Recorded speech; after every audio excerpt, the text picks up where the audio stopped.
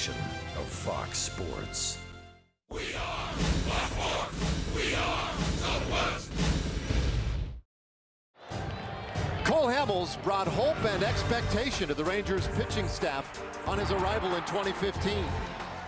Remembered for his division-clinching complete game masterpiece on the final day that season, and his unwavering excellence the following year, leading the Rangers to the best record in the American League. The ace of the Rangers staff said goodbye last night, and we tip our cap to Cole Hamels one last time.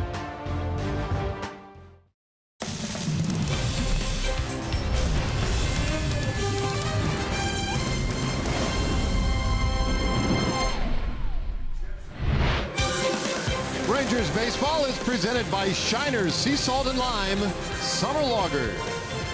Well, warm weather following the Rangers as they make it down to Houston tonight for the opening game of this three-game series, Rangers and Astros, and it is the last time this year that these two rivals will get together. Welcome in, everybody. Great to be with you again tonight. I'm Dave Raymond alongside the old left-hander C.J. Nitkowski, and here we are again now with the Houston Astros for one last time this year. But yesterday, really, the news was about Cole Hamels, traded to the Cubs. 3 players in exchange coming back from Chicago. But this is, I guess, maybe our one last time, CJ, to recognize and acknowledge the great contributions the left-hander made. There were some really big contributions from Cole Hamels in a deal that worked out very well from the Rangers when Hamels first came over, but now he is off to the Chicago Cubs, and his career with Texas was a good one. 88 starts when it was all said and done. 38 of those were wins. The strikeouts per nine were great. The ERA certainly very good, especially for Cole coming over to the American League for the first time. The Rangers were very good in his starts for the first 2 years, 2015, 2016. Without a doubt, he was the ace after Yu Darvish left, and he will be missed. Yeah, so that was a big part of the news yesterday. The other part of the news yesterday was that Oakland left town, and the Rangers happy to put Oakland in the rearview mirror. That said, tonight begins a series against another very good club in the Houston Astros. Yeah, so it's good news and maybe some bad news as well. The Astros are a very solid club. We know that, and they are very deep. The lineup is something you just have to contend with. There's no two ways about it. Here are their ranks right now in this season. 5th in runs per game. The batting average has been pretty good for them. They're playing excellent defense as well, but the pitching is going to be a real struggle for these Rangers hitters. This rotation is so unbelievably deep. The bullpen is pretty good as well. So yes, this will be a tough battle. These last 3 against the Astros are going to be some tough games for the Rangers. Well, part of the task tonight will be for Yovani Gallardo. The right-hander makes the start for Texas tonight. He was awfully good his last time out, and we'll put Yovani in the spotlight when we come back. Rangers baseball is sponsored by Ford. Visit your local Texas Ford dealer during the Ford Summer Sales Event. Ford is the best in Texas. By Shiner's Sea Salt and Lime Summer Lager. And by Southwest Airlines. Low fares, no hidden fees. That's transparency.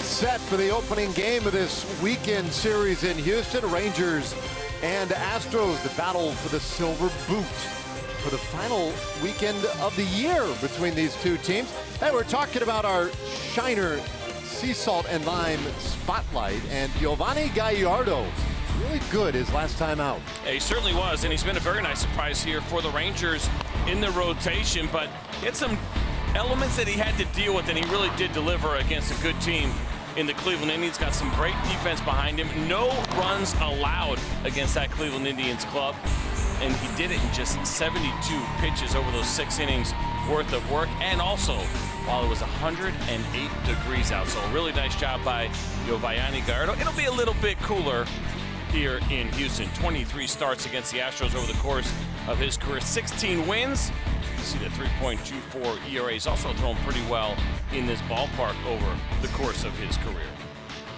Well, he draws a pretty significant mound opponent tonight. Dallas Keuchel, left-hander, has the start for Houston, and Emily Jones has some thoughts on the Rangers facing him tonight when we come back.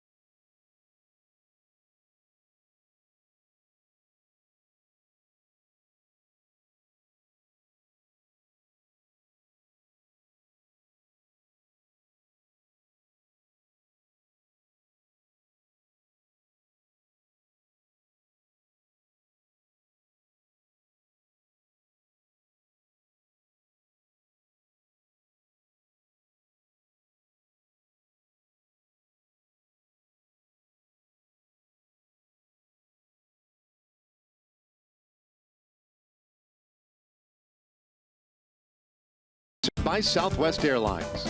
Low fares, no hidden fees. That's transparency. And by Shiner's Sea Salt and Lime Summer Lager. The opener of a 3-game weekend series here in Houston, set to begin between the Rangers and the Astros. On the hill tonight for Houston will be the lefty Dallas Keuchel. And Keuchel started the year off relatively slow, but in the last month or so has really started to round into Dallas Keuchel form. And as we take a look at our Kubota power stats, perhaps a place where the Rangers might be able to take advantage would be early in the game. He has struggled in the first inning, giving up, there you see, a 77-1 ERA in the first inning. And so in talking to the Rangers as far as how to approach Dallas, especially early, there is a need there to be aggressive and be assertive in their approach, but also to wait for their pitch. And talking to Ronald Guzman, I asked him how he would take his presence to the plate, and he said he wants to let the ball travel a little bit deeper into the zone so he can better connect on those off-speed pitches that Keuchel tends to throw him. So this is a very different Dallas Keuchel than we saw early in the season. Should be interesting to see which version we'll see here tonight, guys. Yep, that's going to be a big story tonight. He has been lights out so far in the month of July, so the Rangers hoping that maybe that great run is one that, of course, can't last forever. And so maybe tonight is the first night that he takes a couple of dents in the armor. So the Rangers, take a look at our Southwest Airlines starting lineup. 20 games under 500 at 42 and 62. And some late changes. Chu was leading off. He is still leading off, but now in right field instead of as the DH. Profar at second base. Elvis Andrus bats third and plays short. Beltran now the DH batting cleanup. Guzman at first base. Robinson Chirinos catching. Willie Calhoun in left. New to the lineup, Isaiah Kiner-Falefa, and he takes the spot at third, and Carlos Tocci in center field rounds it out. And so they'll be going up against Dallas Keuchel as we take a look at the Shiner Sea Salt and Lime pitch arsenal. And there it is for Dallas Keuchel. Lots of two-seam fastballs, 42% of the time. You will see the slider and the cutter, although the cutter usage has been down lately.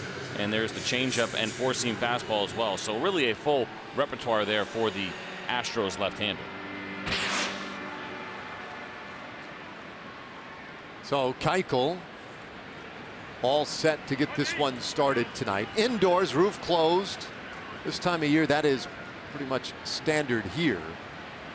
And he winds it up and lets loose with ball one. So underway at 7-11 tonight.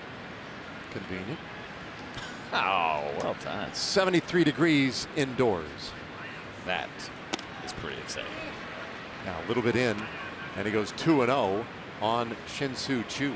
Did you say 71 degrees? I think I said 73. That's all right. 93 outside. So on average about 30 degrees cooler than it's been. Yeah, think at about home. that. Yeah. In fact, our highest game time temperature on that left homestand was 35 degrees higher than this one. Ground ball to second base. Marwin Gonzalez is there, and he throws out Shin-Soo Choo.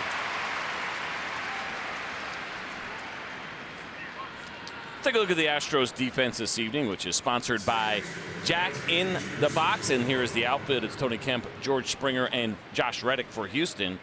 And in the infield for A.J. Hinch's club, it'll be J.D. Davis, Alex Bregman at short, Marwin Gonzalez at second, and Yuli Gurriel at first, with Max Stassi doing the catching. So a little bit of a different infield lineup than we're certainly used to seeing with the Astros. No Jose Altuve, no Carlos Correa.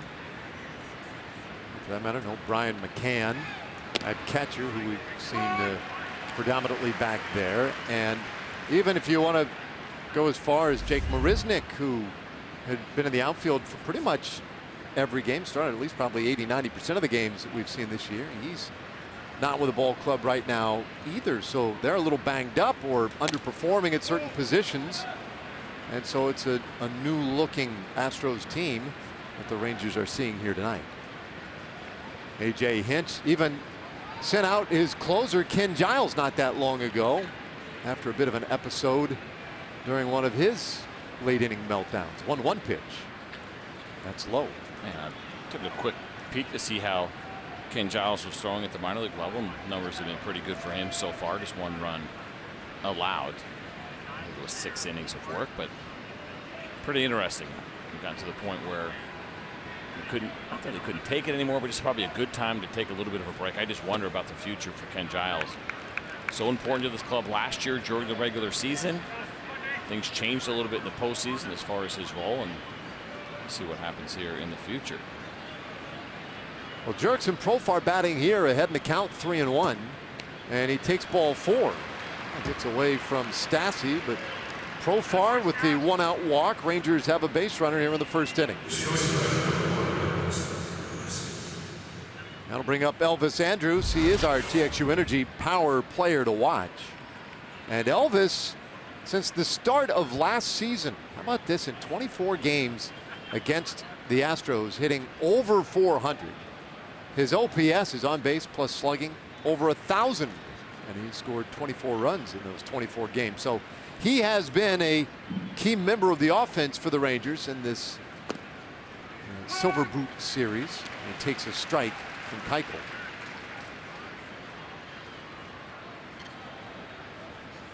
Elvis 1 for 4 with a walk yesterday. Had a pretty good homestand, couple of home runs, 9 hits. But he's in a hole here, 0-2. That's a good changeup from Dallas Keuchel. We think about his two-seam fastball and his slider as a pitch.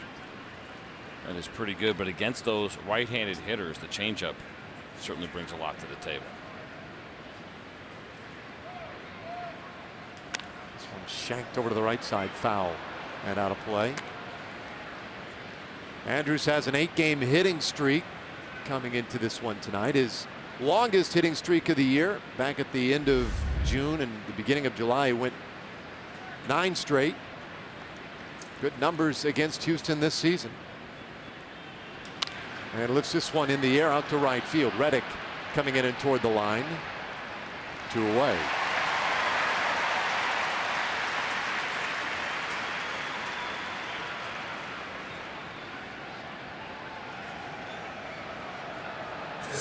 So now Adrian Beltre, the designated hitter. Adrian was in the lineup today at third base.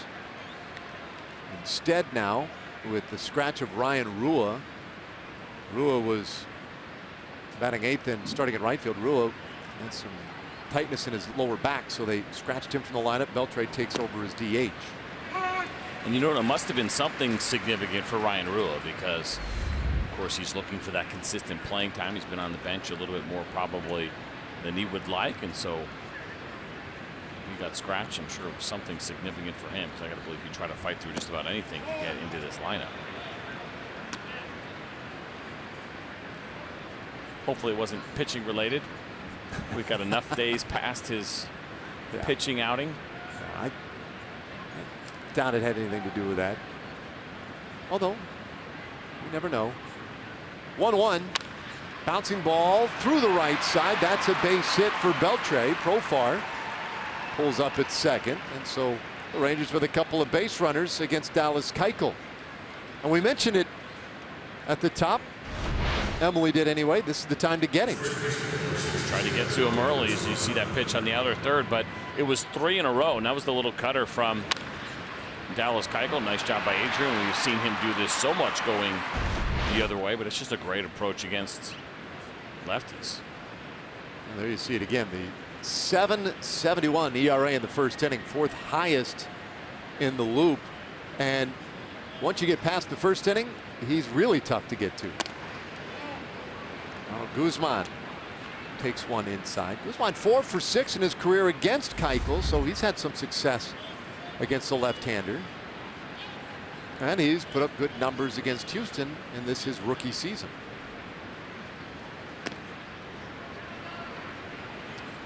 He jumps ahead 2-0. One of the things that you get here at Minute Maid Park, for viewers at home, you get that nice straight-on view, so you get a really good look at the movement on the Dallas Keuchel pitches.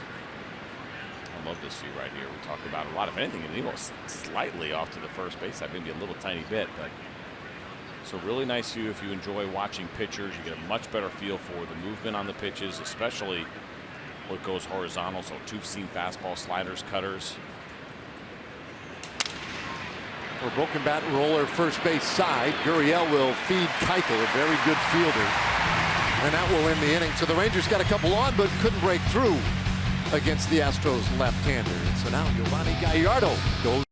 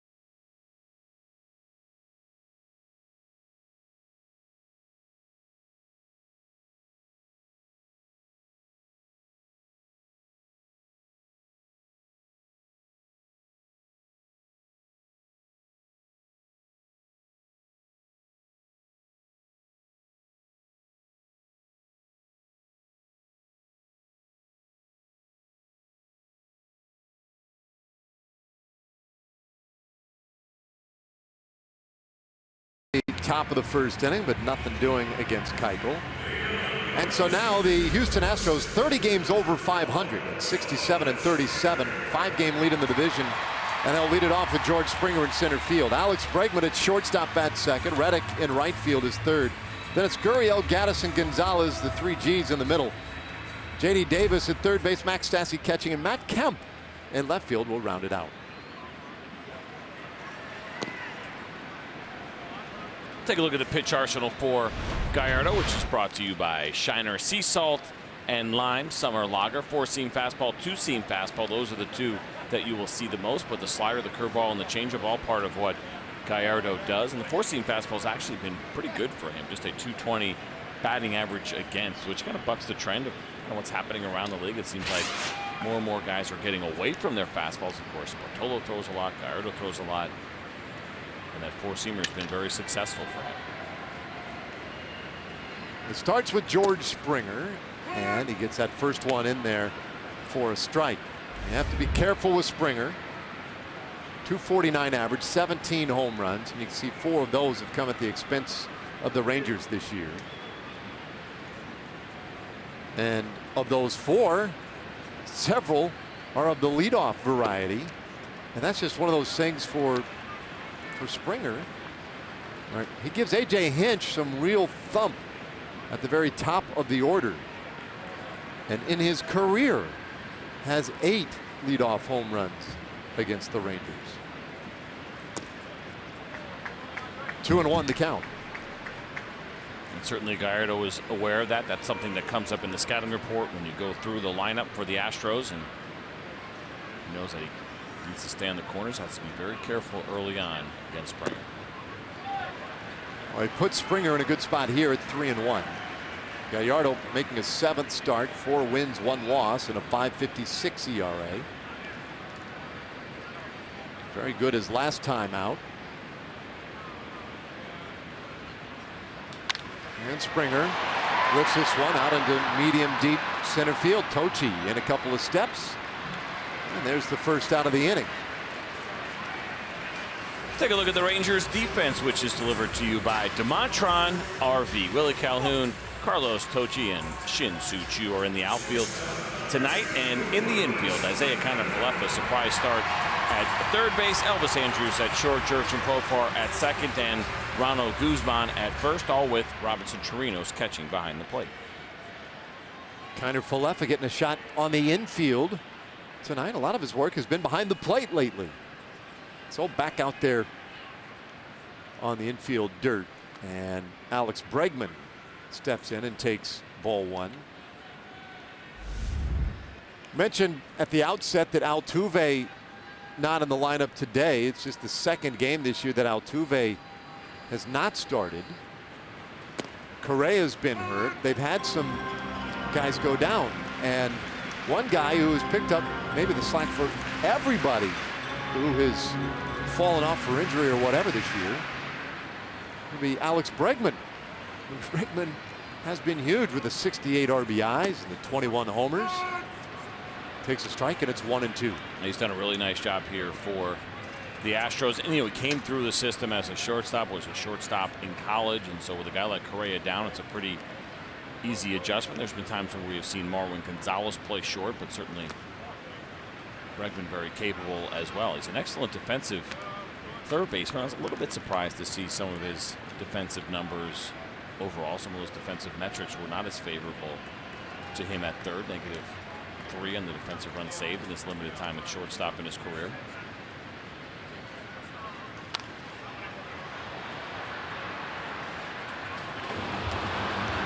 Two balls, 2 strikes. Big crowd here tonight.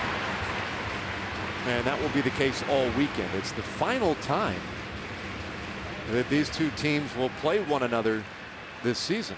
Unusual to see a divisional rival go by the wayside in July. I mean, the fact that these two will not affect one another down the stretch is sort of weird. Another fly ball out to short center, and Tochi coming in a little further this time makes the play. 2 away.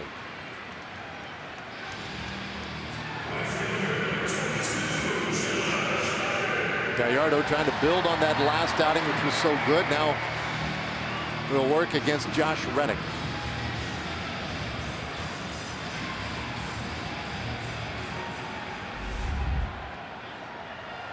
Reddick might be heating up just a little bit. He's always enjoyed hitting against Gallardo to the tune of a .500 career batting average, 8 for 16 against Giovanni. And lately, he's been racking up some extra base hits. Comes up empty there, though, 1-1. An interesting choice on the breaking ball. That's a pitch that he has been very good against, as Josh Reddick has not swung and missed at very many breaking pitches against righties this year, just 17% of the time. That puts him in the top 10 in the league. He went around. I'm surprised one would need help on that call, but indeed, that was the case. Larry Vanover asking Sean Barber for help at third, and Barber very clearly saw that as a swing. 1-2 the count.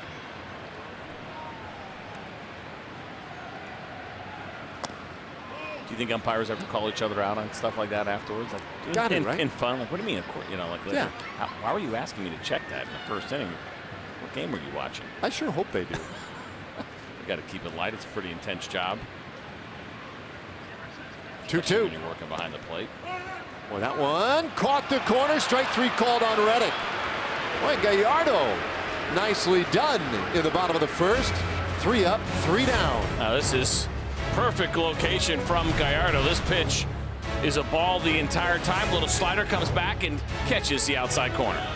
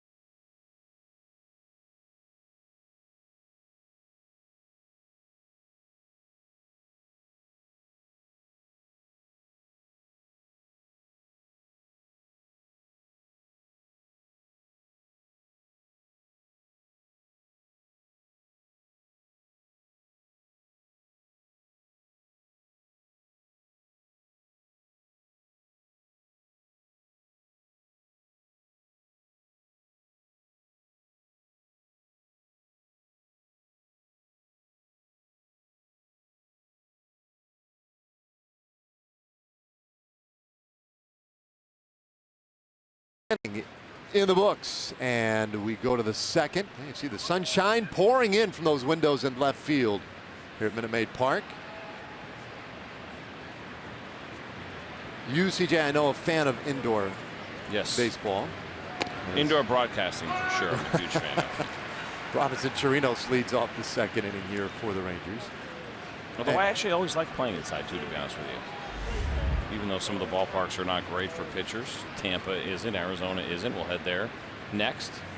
But I just like being indoors for big league games.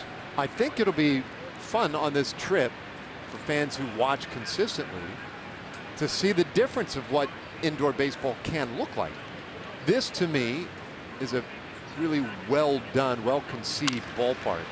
Ball hit well out to right center field. That one gets down and will roll to the wall for Chirinos.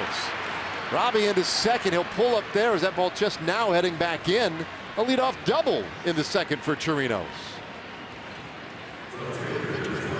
Robbie is really starting to swing a good bat. You see it there now, double number 13 for him on the season. But I love the approach. Just talked about this earlier with Adrian Beltre. Two-seam fastball that Keuchel was trying to get inside. And came back over the middle of the plate, but just the approach of staying middle of the field and drilling this thing to right center. Nice job by Chirinos.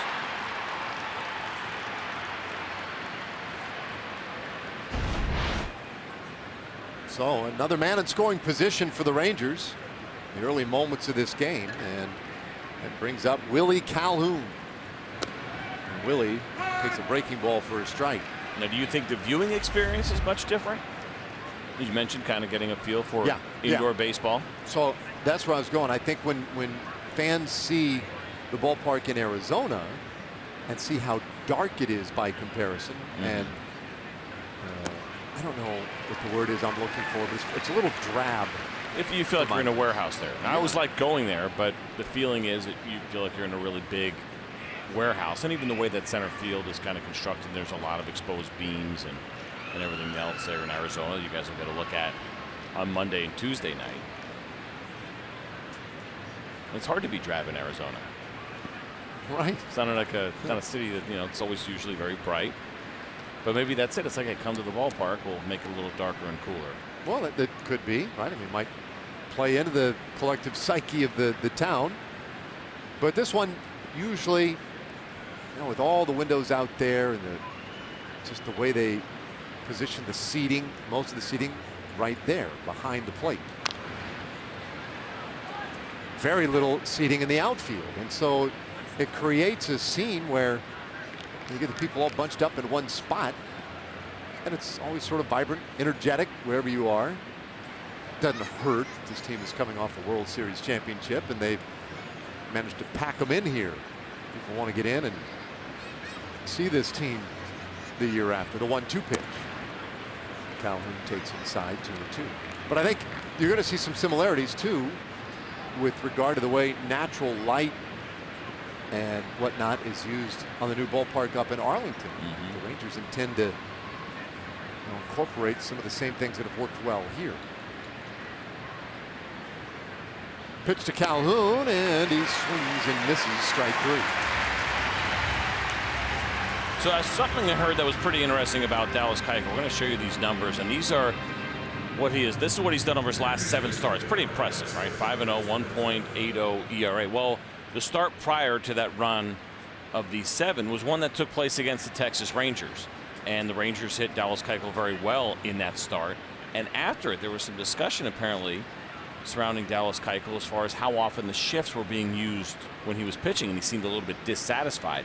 He led up 13 hits to the Rangers back on June 10th in 4 1/3 innings. Remember that start? And he gave up 6 runs. 5 of those were earned, and so the Astros started backing off on the shifts a little bit with Dallas Keuchel, and at least right now it seems like it's something that is working in his favor. You saw the numbers over his last 7. The Astros shift more than anybody in Major League Baseball, and Keuchel felt like it might have been a little bit too much.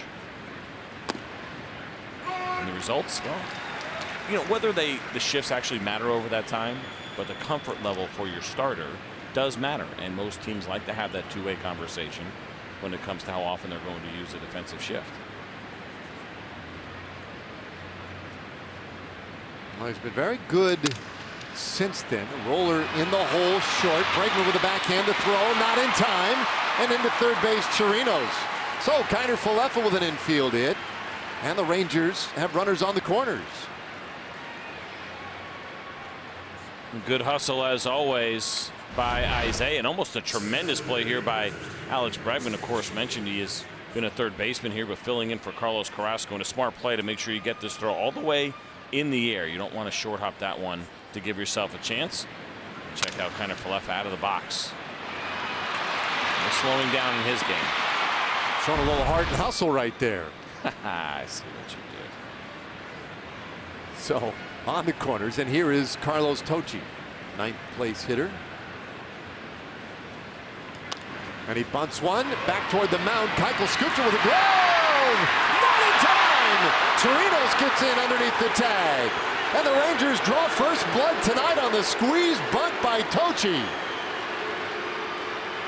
Oh, what a really smart play. I mentioned this a couple of nights ago with Carlos Tocci getting some consistent playing time. You want to see whether or not he can bunt in some big spots, whether it's going to be sack bunts or in this situation that squeeze, and you see it there. You don't square too early. You don't want to give it away, and it wasn't a straight suicide squeeze either.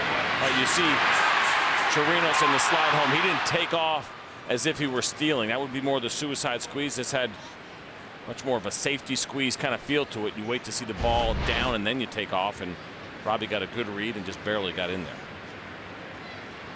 So Tochi again finding a way to contribute with the bat. Since he has gotten the regular playing time, he's been productive, been helpful. So he picks up an RBI with a sacrifice. And now Chu bats with a couple of runners on. I think we got to let people know why he said he showed some heart and hustle, Isaiah Kiner-Falefa, because he was the recipient, the Rangers recipient of the Heart and Hustle Award a couple of days ago. That'll be presented next homestand. So hits the inside corner, 1-1 on Chu. Major League Baseball Alumni Association hands those out every year. For those guys who demonstrate the passion and dedicated work ethic on the field. And Kiner-Falefa, great choice this year for the Rangers. There's a strike called to Chu. It's 1-2. It's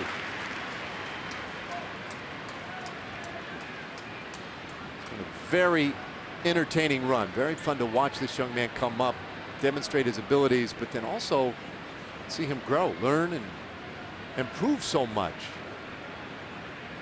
A very good example for a lot of other players in the organization. If the pitch runs inside, it's 2 balls and 2 strikes now. And he's done some really nice work here with Heroes for Hawaii. Make sure you check out that website. It's heroesforhawaii.org. And Isaiah doing some good work there, throwing his name out there, lending some support to volcano and flood victims in his native Hawaii. Full count now on Chu, who grounded out in the first inning. 1-0 Rangers lead.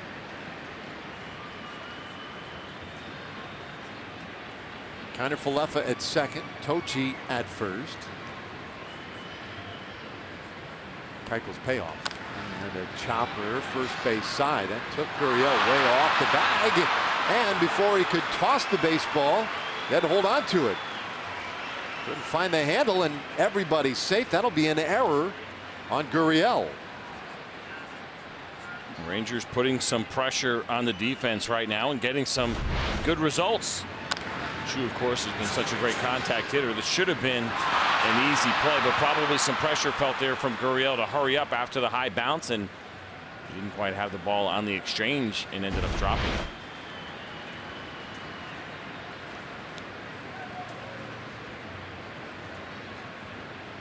Somehow an even greater opportunity here for the Rangers. Loaded up. 1 out for Jurickson Profar. Walked his last time up, and he takes one on the inside corner for a strike.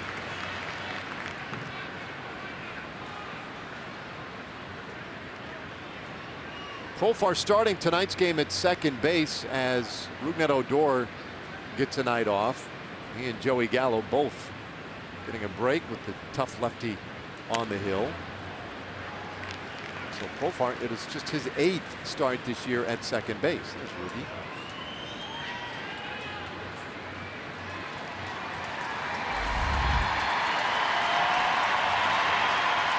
Well, he's had some success with the bases loaded, but in a tough spot here at 0-2.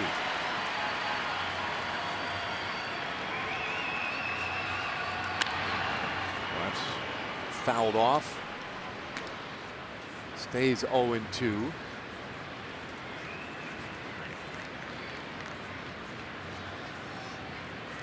One thing Profar wants to avoid here, of course, and I suppose it would be fairly obvious, is he wants to avoid that ground ball on the infield. He has been doubled up 7 times this year. And Keuchel, one of the great ground ball pitchers in the game. 0-2. That one misses low. Good take there by Jurickson Profar. Certainly not easy to do against Keuchel, but you're right. 55% ground ball rate this year for Dallas Keuchel. He has induced 10 ground ball double plays. It has been a big strength for him in a big spot, and it's tough as a hitter knowing that's a possibility. You won't necessarily want to change your swing, but it's going to be a battle. Well, he strikes out. Second out of the inning.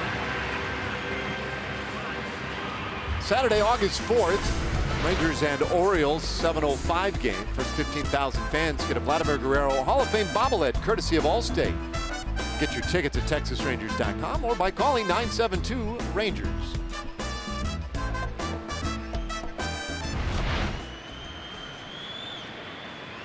So a big out for Keuchel, but an opportunity nonetheless for the Rangers. Smash down to third base.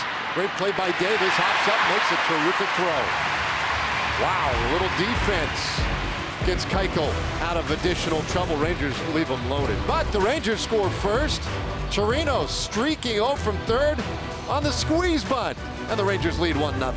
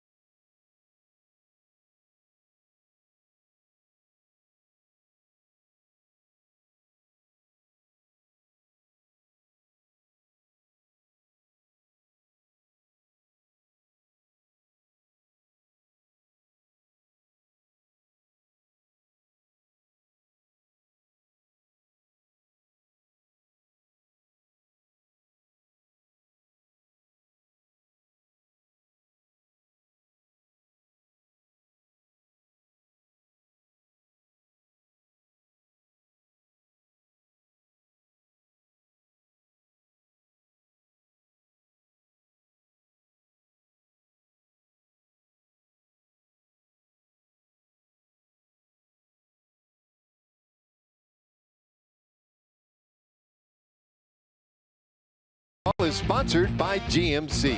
Visit your local GMC dealer today.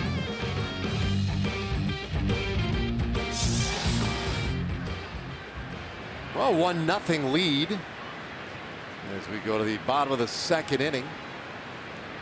Giovanni Gallardo looked very sharp in the first inning, and he moves this one to Yulieski Gurriel for a strike. 16 pitches in that first inning for Gallardo. Couple of fly ball outs, and they struck out Reddick rather looking. Jumped ahead of Gurriel, 0-2.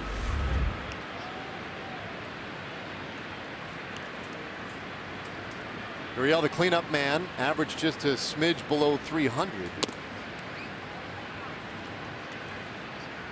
He does have the 6 home runs. His numbers against the Rangers this year, though, pretty big. He's had some success, 9 for 17 with 2 home runs and 4 doubles in his last 4 games. So a guy that Gallardo will be careful with tonight.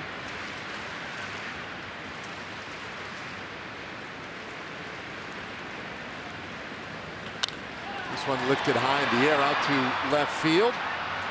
Calhoun, a couple of steps to his left. And there's one away. That gives us a moment out of here from our friends at Southwest Kia. At Southwest Kia, we've made car buying easy. $250 down delivers, monthly payments $250 a month or less. SouthwestKia.com.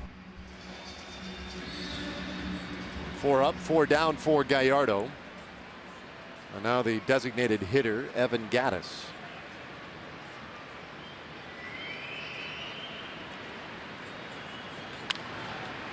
Darren Hacken at the first pitch.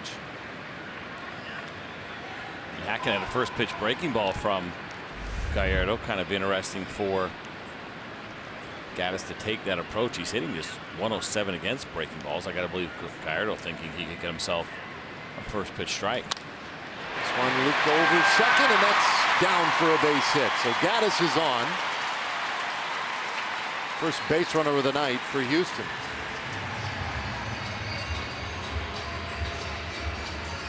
Take a look at the pitch here from Gallardo. Looked like that slider, and a pretty good one off the plate. Credit Evan Gaddis for going with that pitch. We often think of him as kind of a pull power guy. You throw something that's breaking away off the plate, and you're thinking you'll probably get weak contact. But that's a pretty good approach. A good base hit for Gaddis. He's a unique fella, isn't he? No batting gloves, sweet beard. Incredible backstory. This one down the left field line and slices foul.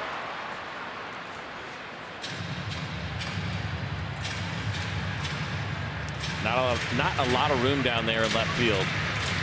It was interesting to kind of watch Gonzalez, even as he swung that ball, landed first, maybe second row from the wall. Very similar to Boston, not quite as tight as Fenway Park, but certainly has that same feel that you figure that ball's either going to be fair or in the stands. Ball, one strike on Marlin, the switch hitter, and today playing second base. Last year was a menace for Rangers pitching. This year it has been a quieter campaign for Gonzalez, and really overall offensively not having quite the same year. Takes low, it's 2-1. Still think he is one of the better trivia questions or answers from last year's team, in that he led the Astros with 90 RBIs. You would probably guess a handful of other names prior to coming up with Marwin Gonzalez when you think of that team that won the World Series last year. Ahead now 2-1. Mentioned the numbers last year against the Rangers. He had 5 home runs against Texas last year. And he had the one game where he hit the grand slam here in the late innings.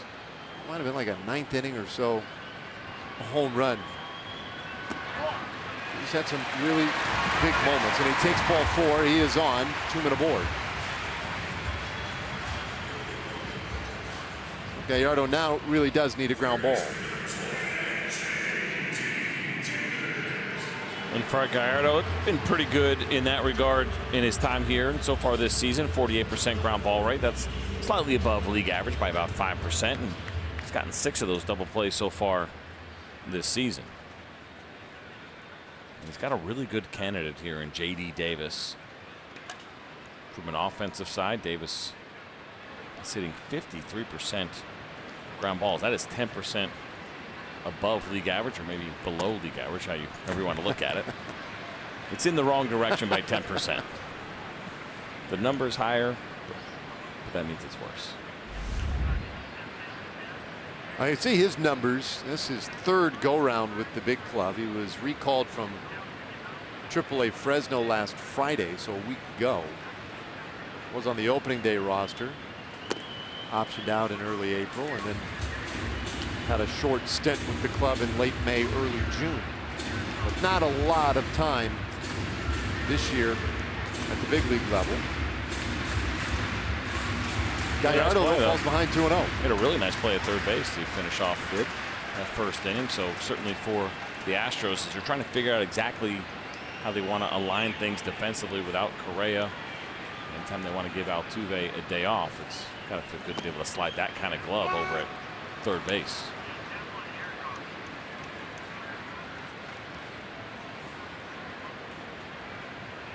He's also been a pretty good pitcher for them this year. They've used him a handful of times.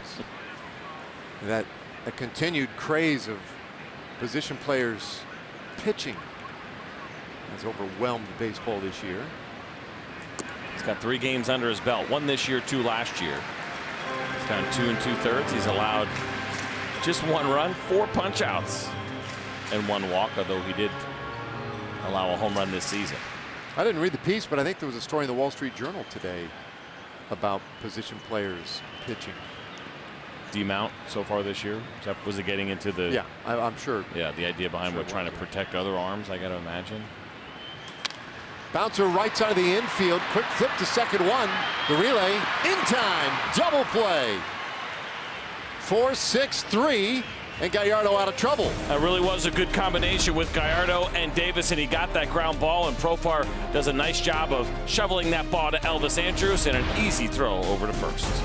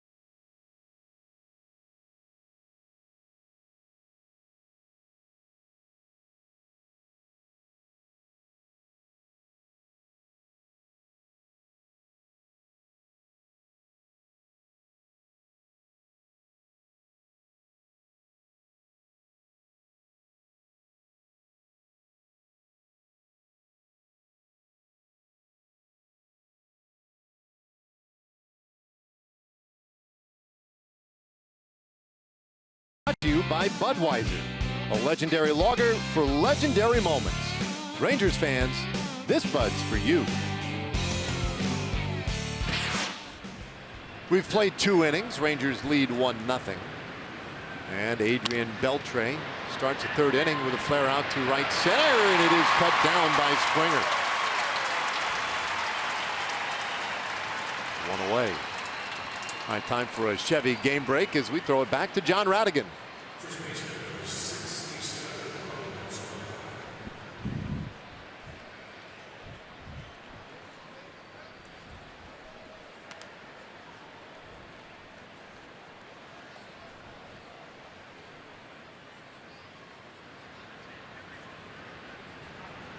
All right, thank you. Thanks, Johnny Rats. Big CJ fan, as we know. Yeah, obviously. Love it. Love that right there. So good to hear from Rick Renner. Here's Ronald Guzman. I think he was just saying, in his own little sneaky way, who he wished was throwing it to the game break. Could be. This is understandable. Guzman 0 for 1. And he pulls this one foul. Well, the next game break, just to appease him, I think it would be awfully nice if you would. I mean, that'd be a fun game if you didn't know. We just kind of change it up every once in a while. That when you're doing studio, you really appreciate that. Guys goofing around, nobody telling you what's going on. Who am I taking it from? Don't worry about it. Figure it out. That probably wouldn't be very fair. Ball and 2 strikes. Rangers got their run in the 2nd inning, but they left the bases loaded. In fact, they've stranded 5 runners in the first 2 innings. So Keuchel has avoided, let's say, further damage, but approaching 50 pitches already with just 1 out here in the 3rd inning.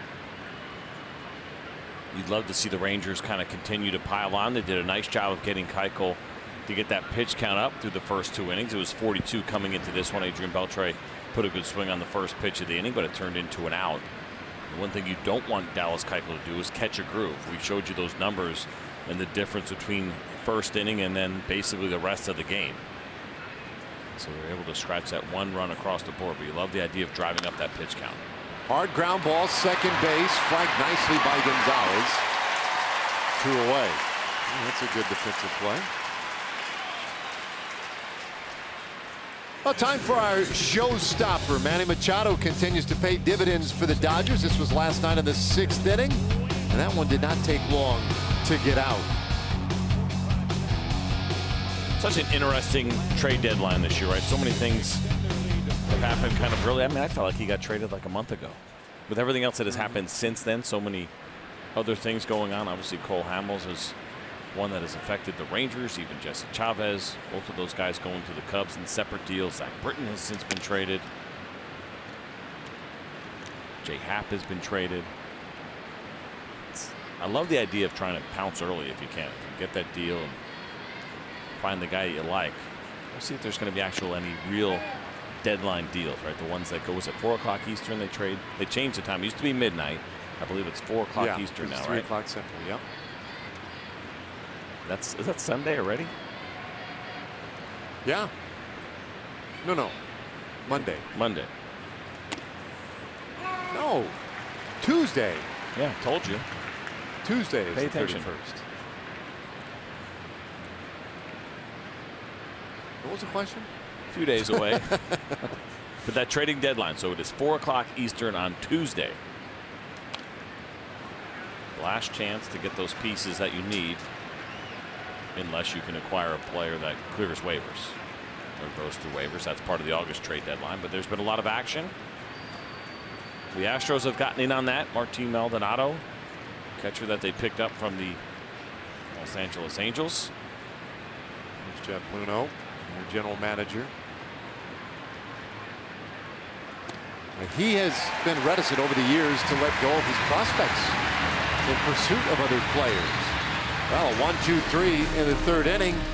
Keuchel settling in perhaps a little bit. We go to the last of the 3rd, 1-0 Rangers.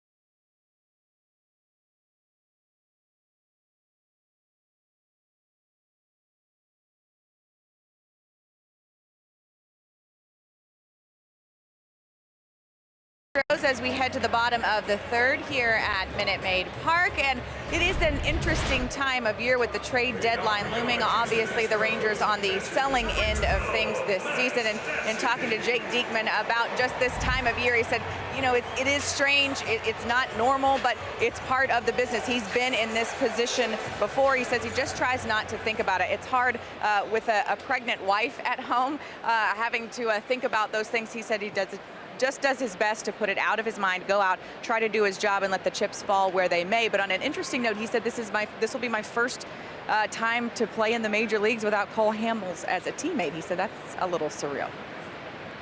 Right, going back to their days in Philadelphia, and he came over in that trade in 2015. So at least for today, he has to handle things without Cole by his side. That is kind of interesting. I didn't realize that and put much thought into the fact that he spent his entire big league career with Cole Hamels as a teammate.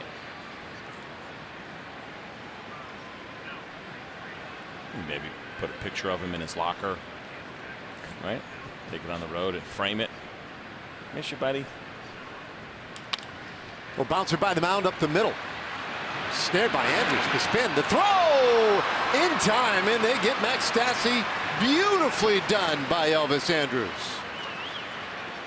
That was really fun to watch. Great play by Elvis up the middle, and a really nice play by Ronald Guzman on the back end. But watch Elvis go to his left. It wasn't hit hard, but he had a long way to go. He knew he had to get rid of it quickly, so he spins and he throws. And you'll see Stassi out of the box here, but good job here. Spin to get rid of it. Watch Ronald Guzman. He has to anticipate and see where he stepped to stretch. I mean, that is perfectly done. You know, you're thinking, as I always say this, as a first baseman or any position player receiving a throw, always expect it to be a bad one. You know you're going to catch the one that is right at you. But he made just a really nice adjustment once he realized that throw was going to be short, but he also had to stretch to make it happen. Didn't just try to pick it, but the stretch and pick. That was impressive. One big out, and now Tony Kemp fouls off a strike. 1-1 the count to the Astros left fielder. The little fella can move a little bit.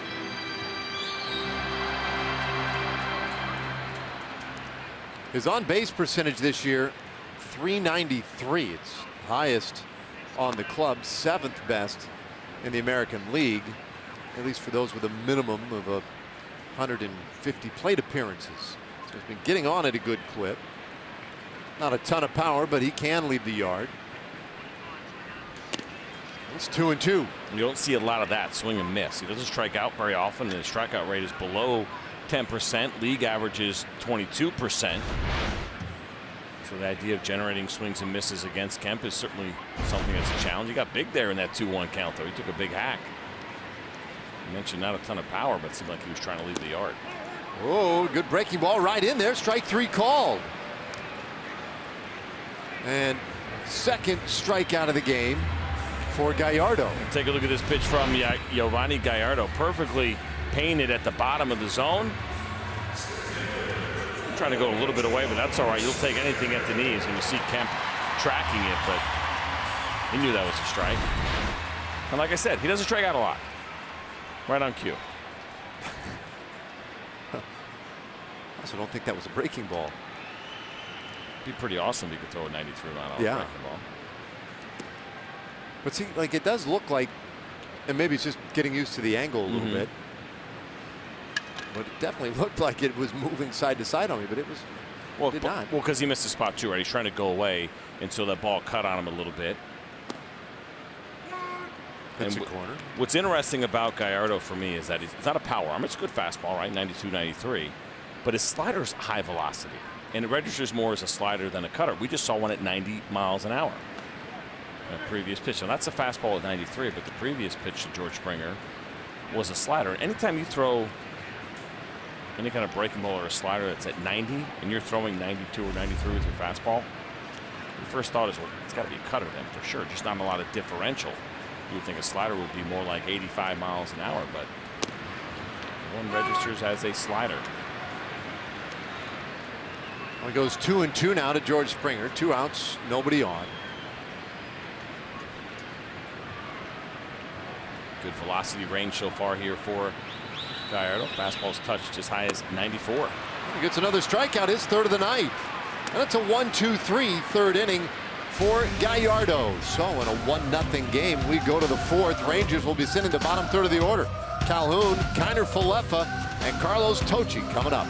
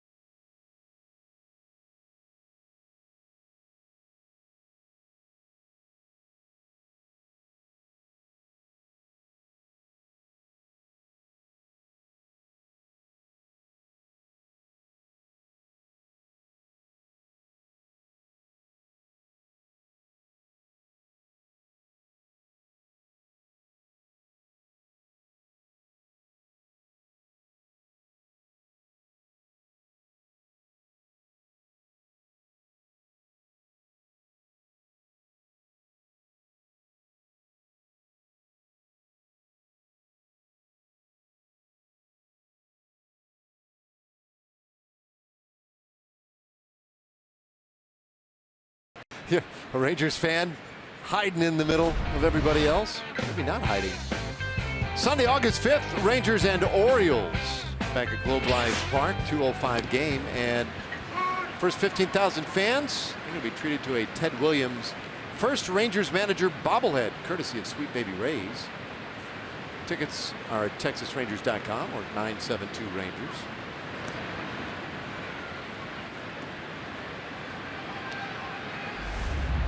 Willie Calhoun leading off in this fourth inning. Calhoun struck out in the second inning.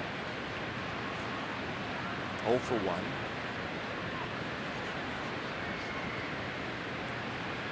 Keuchel a lot sharper in the last inning. We went 1-2-3 against Beltre, Guzman, and Chirinos.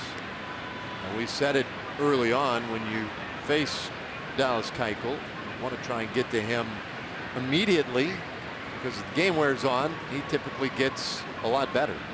And so on a first pitch strike to 11 of the first 15 batters he's faced tonight. Calhoun fights him off here. Keeps the count at 1-2. The Rangers have fouled off a number of pitches against him. And he's getting close to 60 pitches for the evening already.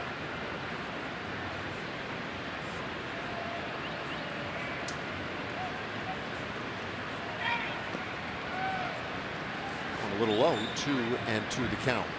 And for Keuchel, he'll be a free agent at the end of the year, and so the idea of finishing strong after a little bit of a slow start to the season, I got to believe, is something that is on his mind. And he's looked good. I mentioned those last 7. We've talked about this month, how good he has been.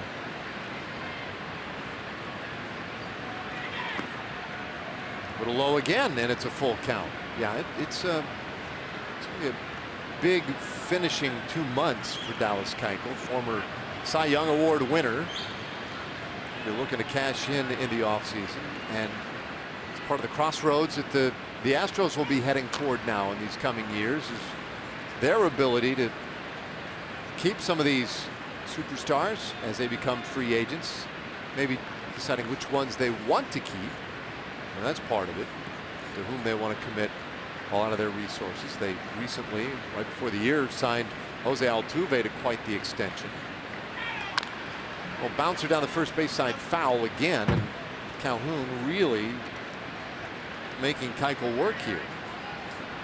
So that's one as far as Jose Altuve goes, but you're right. I think it is going to be interesting to track the Astros and what they ultimately decide to do, and who do they feel like they want to take some risk on, make sure that player doesn't get away. Calhoun on the 9th pitch of the at-bat takes a called third strike, 1 away here in the 4th inning. It's a pretty good pitch. Tough take for Willie Calhoun, and the rookie against the veteran, probably not going to get that call too often for Calhoun. And you know, the one thing with Dallas Keuchel, you got to hang in there because of the late movement that he has on that two-seam fastball. It was a ball the entire way, and probably maybe caught a little bit of the corner at the tail end. Really didn't think so.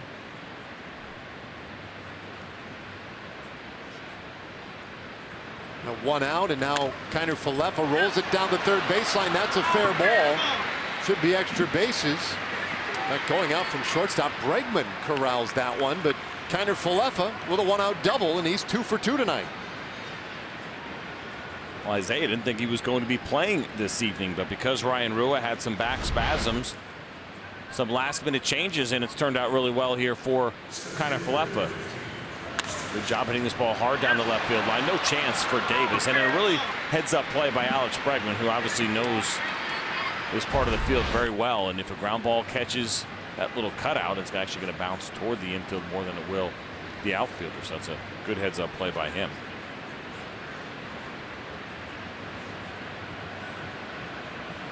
Tall man in scoring position. Here's Carlos Tocci.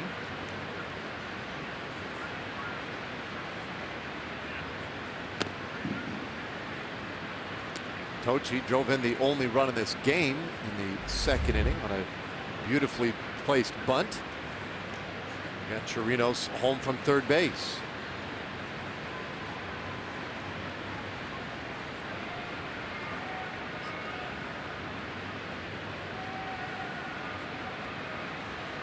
The Gets this ball toward third, and boy, nice sliding stop, J.D. Davis. And he'll hop up and make a really nice throw. Tochi grounds out to third, but that hardly tells the story. Another sterling defensive play down at the hot corner. Not only a really nice play with the glove, but a very impressive throw. J.D. Davis has got himself a pretty strong arm. You should watch him go to his right and hop up and just throw an absolute missile across the infield to get Tochi.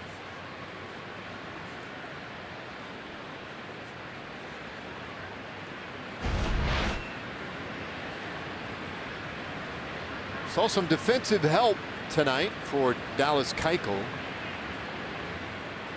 Now Chu 0 for 2, reached on an error his last time.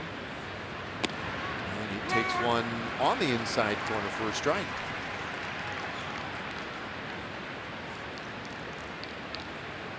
So in the final game of our series with Oakland yesterday, Chu went 2 for 4 with a double and an RBI. Also walked in the game. Ending that homestand, and maybe a sign that he's ready to get going again. Been a little bit of a scuffle lately. Our WinStar World Casino and Resort leaderboard. Oh, and Chu chooses to go the opposite way. He's been slugging at a 900 clip, and this is a great ballpark for him to go the opposite way. 1-2 the count. Yeah, I think that tells you the story about Chu's swing this year. We've talked about it a lot, and his ability to get on base is one thing, and pitch recognition and really commanding the strike zone, but he's been driving the ball to all fields, and it's not an easy thing to do, but for a guy that's 36 years old and still really strong, Chu has done that this year. And you're right, this is an ideal spot to look for something out over the plate. Just try to drive those Crawford boxes pretty close.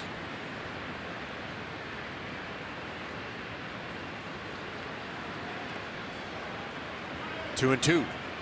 But you can't go up there, and Chu doesn't, thinking, okay, I'm going to hit a ball in left field here. I'm going to drive the ball the other way. Most hitters will tell you, kind of a general philosophy, you look for the ball middle away, you react to anything in. But you also go through the history of Dallas Keuchel. He's got a really good two-seam fastball. So if Chu's looking out over the plate and Keuchel throws that in, he can get tied up pretty easily. There was an attempt right there. That one missed down. So that's why you can't be leaning out over the plate, just looking and thinking you're going to automatically hit one to left field. It's all reactive. Watch where the glove is. They wanted to go belt high. That one finished down just below the zone. Got another Rangers foul ball off Keuchel, who's over 70 pitches for the evening. 2-2. That one's tight, a full count. That's the one he wanted. I love that pitch. I love left on left, two-seam fastballs that run in. It's such a difficult pitch to hit. This is what he wanted to do the pitch before. It ended up missing in, but not by much. It's a really good pitch to a left-handed hitter.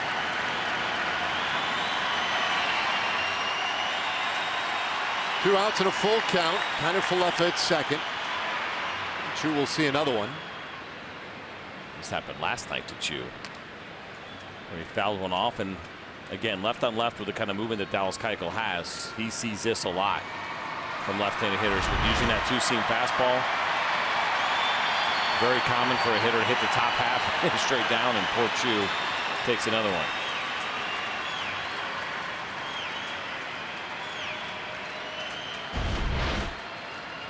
Well, this will be the 8th pitch of the at-bat. We'll see yet another. So that's been the good news, right? You mentioned the pitch count. It's at 74. Will be 75 after this pitch. But right now the Rangers only with the 1 run. No gimme innings in the first 4 so far. I mean, Keuchel's 12 pitches in the 3rd, the best he's had so far. 3-2 pitch. What a great at bat. So frustrating when you're a pitcher.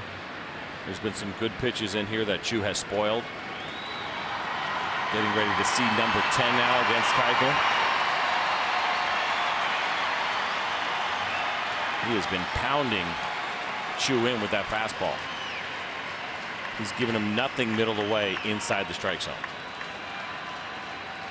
There's the payoff.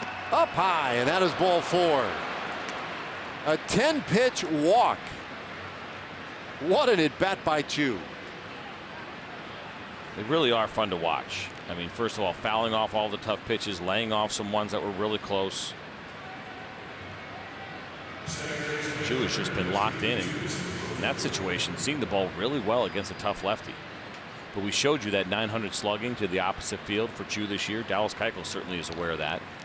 And I got to believe that was the reason he didn't give Chu anything out over the plate that he could handle.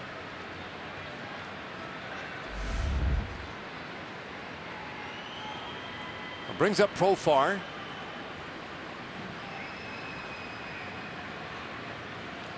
So far 0 for 1 with a walk.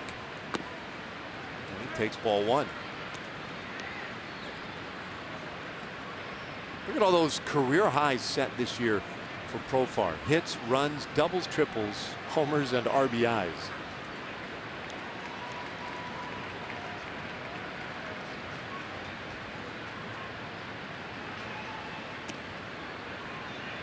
He's really taken advantage of the time that he has gotten.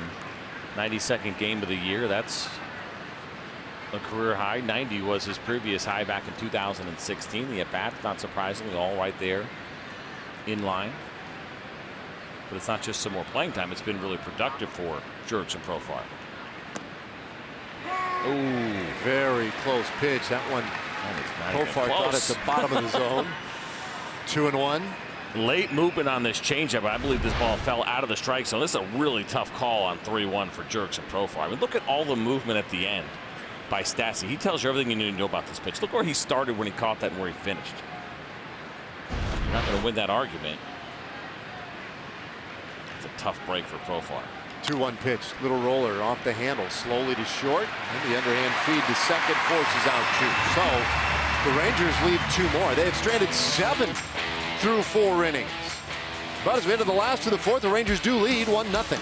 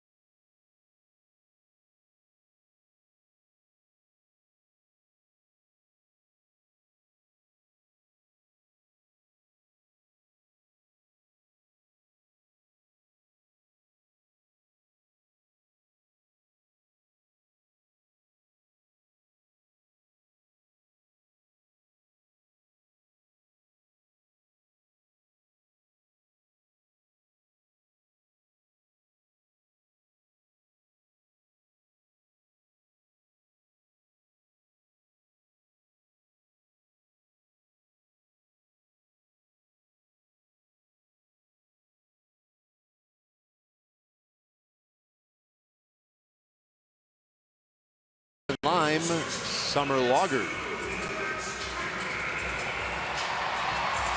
Rangers leading to the bottom of the 4th inning, but that's the good news.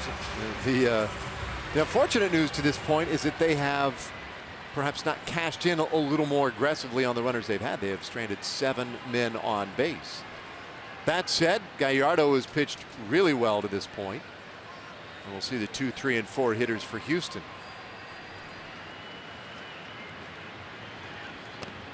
Bregman takes one right down the middle for a strike. Bregman flied out to center field in the 1st inning. He's 0 for 1.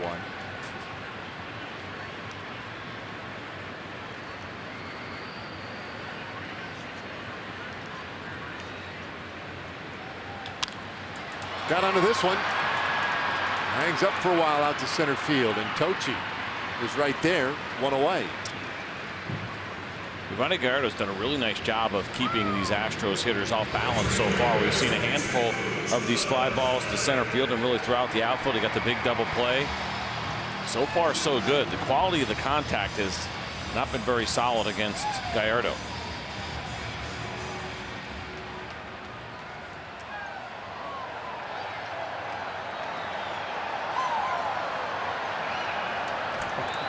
So it's a Reddick thing, obviously. Yeah. We see it around the league late in the game.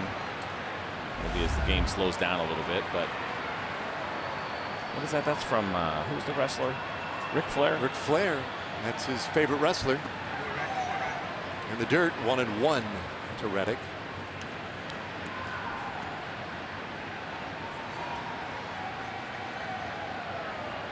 He's always had good career numbers against right-handed pitching. And bends away from this one. I mentioned earlier, he's specific right-hander. Gallardo has been very kind to Reddick over the years. Although Gallardo struck him out looking in the first inning. I'll leave it at 2-2.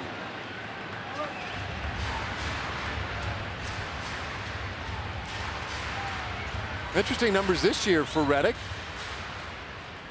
Batting average higher against left-handers than it is righties. Of course, power still better against the right-handed pitching. And he swings and misses. Strike three. So Gallardo has gotten him twice. Good job here by Giovanni Gallardo to take a look at this pitch after going up and in with a few. He decides to bring the fastball away. A little bit of late movement on that thing as well, just off the plate, but a really uncomfortable swing as Josh Reddick almost seemed like he was looking for something in, which is kind of surprising. A very defensive, unbalanced swing there against the fastball. So now Gurriel and pokes this one into the upper deck foul. Gurriel flied out in the second inning.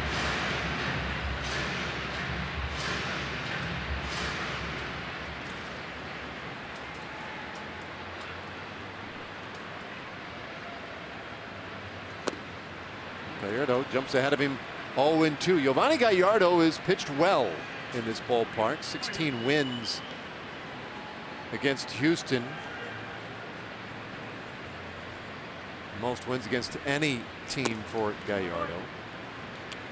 This is outside. 1-2. 6 of those have come here at Minute Maid. 10 starts for him overall. 12 games. Pitched a couple games in relief here last year. You get guys that, you know, we talk about this a lot. Certain places where you feel comfortable. Now he's been pitching for a while, and so there were some struggling offenses that he went up against.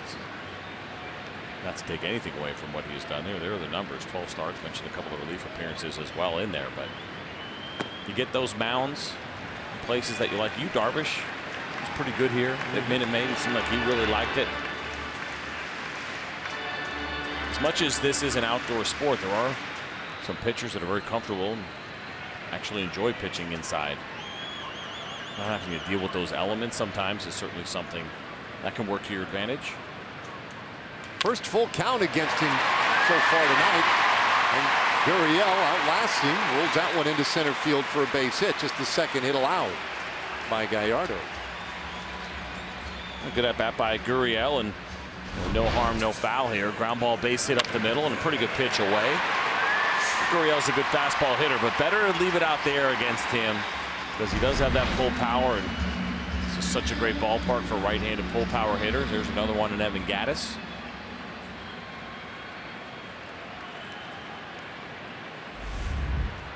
Gattis has the other Astros hit tonight. That was in the second inning.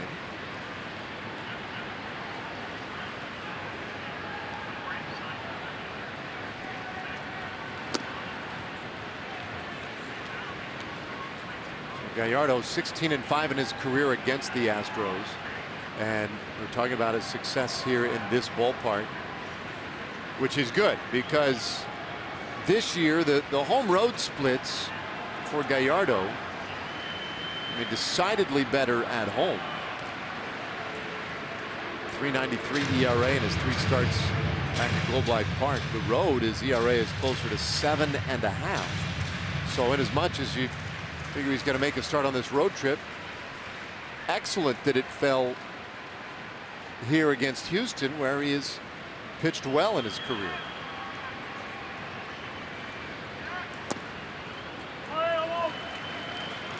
Smart for Gallardo to stay away, just as I mentioned against Gurriel, who's got the great pull power. Evan Gattis is one of those guys, and you look at the last couple of seasons for Gattis, the home runs that he has hit. This is pretty fascinating, actually. He's been a guy that has hit now 31 home runs over the last 2 years. 1 to dead center, and 1, I'd say, to call it the right field gap. Everything else has been well left to center field. Now sitting in a pretty good spot now at 3-0. Dangerous hitter, dangerous spot.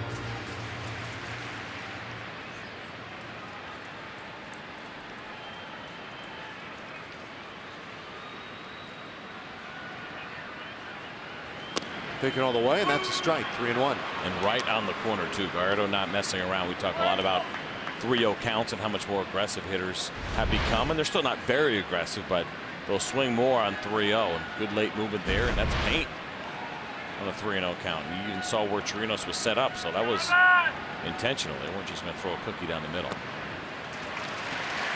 Well, he walks Gattis. So a 2-out single, followed by a walk. And Gallardo will now have to deal with Marwin Gonzalez. Gets Chirinos out there for a quick conversation, maybe slow things down for a moment. 1-0, Rangers leading. Now the season series in the Silver Boot, those are going to remain with the Houston Astros. They have already won the Silver Boot this year. In fact, they have won 8 straight games against the Rangers in this series. It's the longest win streak the Astros have ever enjoyed against the Rangers. The longest win streak ever in this Silver Boot series, though, does belong to Texas, a 12-game winning streak. But A.J. Hinch, his team has had the upper hand in particular of late. Gurriel second, Gattis at first, and now Marwin Gonzalez, and he takes a high strike. Now, this year, the Rangers have enjoyed more success head-to-head with Houston in this ballpark.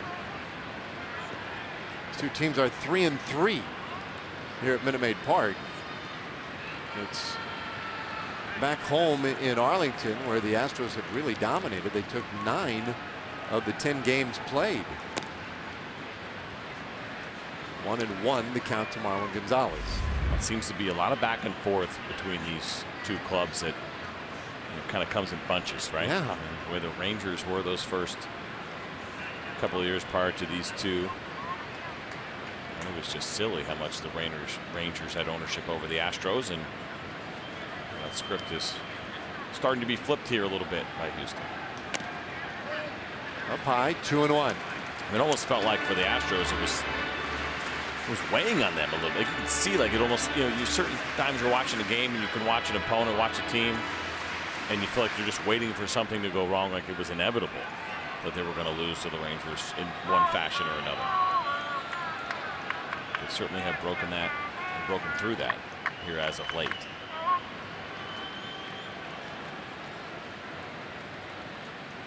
Gallardo's 2-1 and leaves that one a little bit up. So some of the misses lately for Gallardo, it seems, have been up, which would be a secondary concern, or who knows, maybe even a primary concern. He's put a couple of men on here. If you are going to make a mistake to one of these hitters up in the zone, that's where more damage oftentimes can be done. I think they've been unintentional too. A couple of breaking balls that have been left up, even one for a strike. And I think that was on purpose. 3-1 pitch, and this one bounced foul. Oh, that's just it. I think give you a little cause for concern. Only approaching the 70 pitch mark here. As the inning wears on and fatigue can begin to become an issue. It's nothing for Gallardo. He pitched in that day game, right? Where his temperatures touched 108. Just, it's like being in the Antarctic right now. He's cold a little bit, maybe. This one popped up out into right field. Not going to carry, though. Chu in front of the warning track and makes the catch. So the inning is done, and it was the Astros' turn to leave a couple on base. 4 innings in the books. Rangers lead 1-0.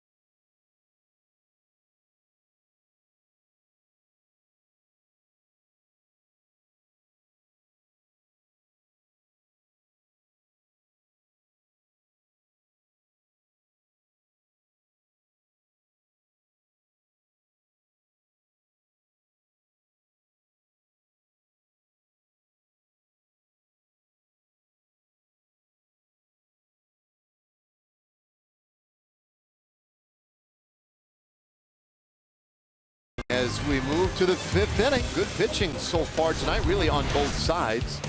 Looking ahead on our progressive upcoming schedule, back out here tomorrow night and then Sunday afternoon. Final 2 games against the Astros this year, and then it's off for our only stop in Arizona, Monday and Tuesday nights. Fortunately, a little homestand to follow.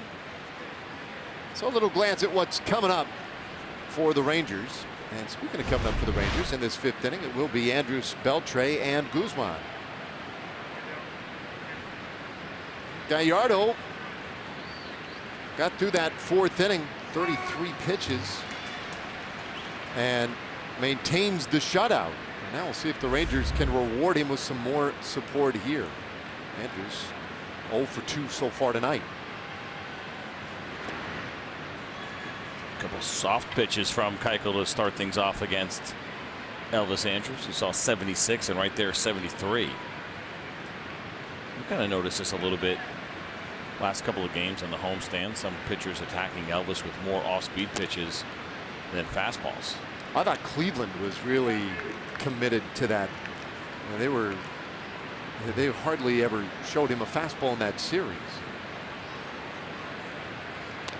And this one goes foul, 2-2 on Andrus.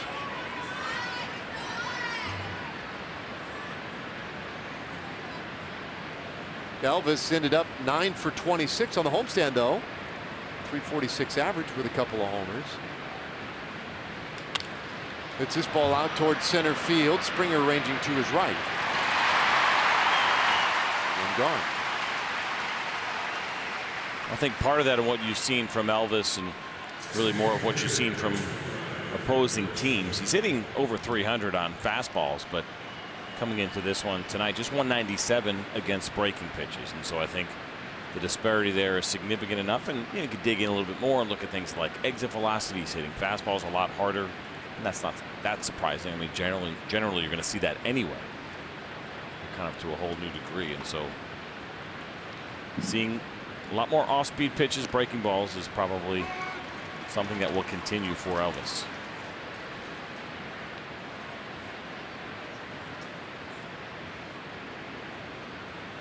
Now Beltre tap dances out of the way of ball 1. 1-1 the count. Has a hit tonight, is also flat out. It's this ball by short into left field. That's a base hit for Adrian. So the Rangers with another base runner in this 5th inning. Take a look at the pitch here after you see the two. One was way inside. This ball was left up unintentionally by Keuchel, and you can't do that to the future Hall of Famer. Baseball's active hits leader. It's number 3,124 for Adrian. Sneaking up on Tony Gwynn. Listen, all the names there, you start looking at the list, are all special, no doubt about it. Tony Gwynn, though, it's got to be a pretty special name, certainly for a guy like Adrian, but for everybody. I mean, just one of the greats when it comes to hitting. Talk about guys like Ted Williams and Tony Gwynn. Obviously, there's, you know, guys that were great hitters on that list, but there's other guys that just, you know, like hitting was their thing. They were so great at that, and Tony Gwynn was certainly that guy and so well respected. And when he does pass Tony Gwynn on that list, it's going to be a pretty special moment for Adrian. Little bouncer first base. Grabbed by Gurriel. They'll go to second for one. Nobody covering first base in time to get Guzman. Well, 3-6 force out at second. Really nice play by Gurriel. The Rangers simply replacing Beltre at first with Guzman. An aggressive play too by Gurriel. You can certainly take the easy out at first, but he decided to go ahead and get aggressive and make that throw to second base, and it was a good one. And good job by Guzman to get down the line. Slow down there for a second, just because he knew nobody was covering. A little frustrated that he hit the top half of that ball, but he is certainly not the first lefty that Dallas Keuchel has done that to.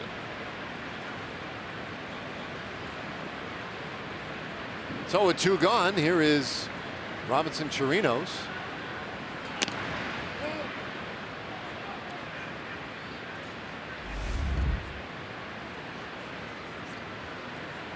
Dallas Keuchel has worked around a lot of base runners so far here tonight. Left-handers held the Rangers to 1 run. And the one thing about Keuchel coming in was the Rangers had to feel like if you're going to score against him, you're going to have to string together a couple of hits, maybe a walk or something, because he has definitely not been allowing home runs. In fact, he's been as stingy as anybody in recent memory. Throws a strike. And goes to 2-1. Hasn't allowed a home run in was 51 innings coming in. So let's see. 55 2/3 innings. Last one he allowed June 5th in Seattle. Gave up 3 home runs in that one.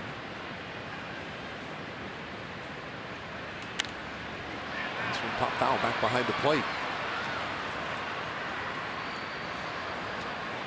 We were talking earlier about him being a great sinker ball pitcher, ground ball guy, and I'd say that home run number is more evidence of that.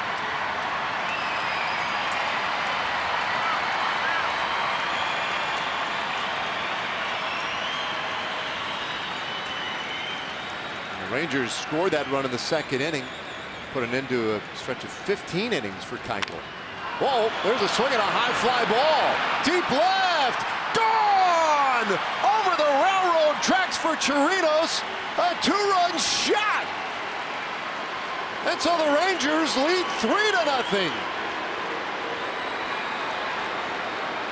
Well, Chirinos is swinging a really good bat right now, and I love the Dave Raymond hex that you put on Dallas Keuchel, talking about the fact that he just has not let up a home run in a really long time, but he leaves a pitch up here to the wrong guy.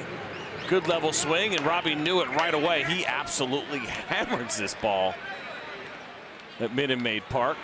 Talk about some cheap home runs that are available here. That is certainly not one. As he goes up on the train tracks. And now for Dallas Keuchel, we'll have to start a new streak. There's what, 220 batters faced coming into this game.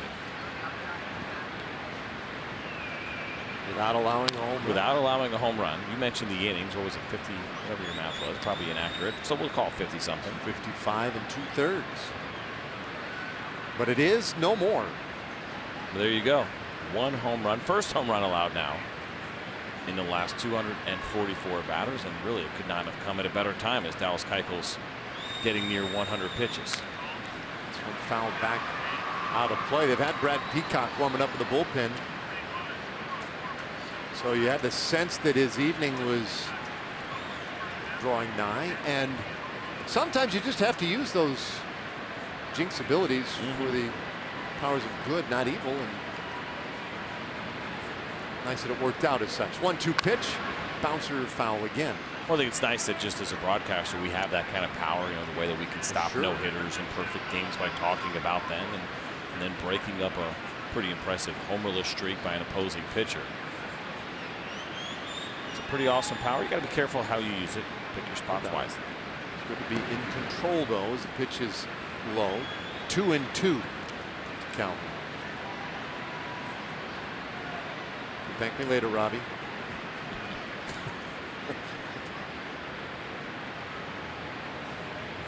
Well, he's been on a tear though. Really swinging the bat well. 2-2 pitch.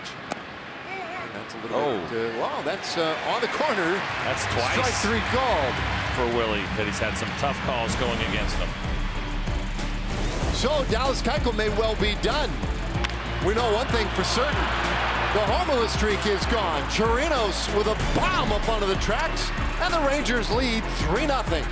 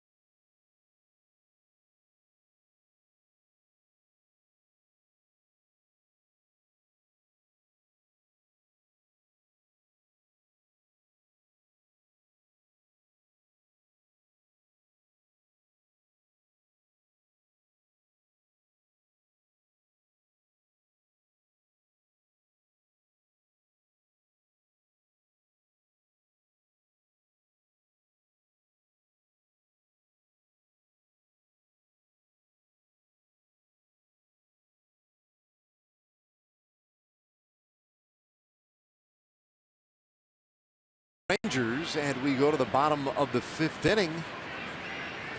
Just 2 hits allowed so far in this one by Giovanni Gallardo. So he's also caught a really nice game. Bottom 3rd of the order coming for the Astros. J.D. Davis, and he's swinging at the first pitch, and it's caught. Andrews getting way up to bring that one back, 1 away. And we know this about Ranger infielders. They love to brag about their vertical among each other, and there goes Elvis Andrews showing the younger Isaiah Kiner-Falefa just how high he could get up. This ball was hit pretty hard, and Elvis goes full extension and pulls it in, and he may have exaggerated slightly as far as how high he jumped. We're not going to stat cast that. We'll take your word for it. He put it about, I don't know, a foot above his hips. I don't think he got that high. But high enough, that's for sure. He's still talking about it.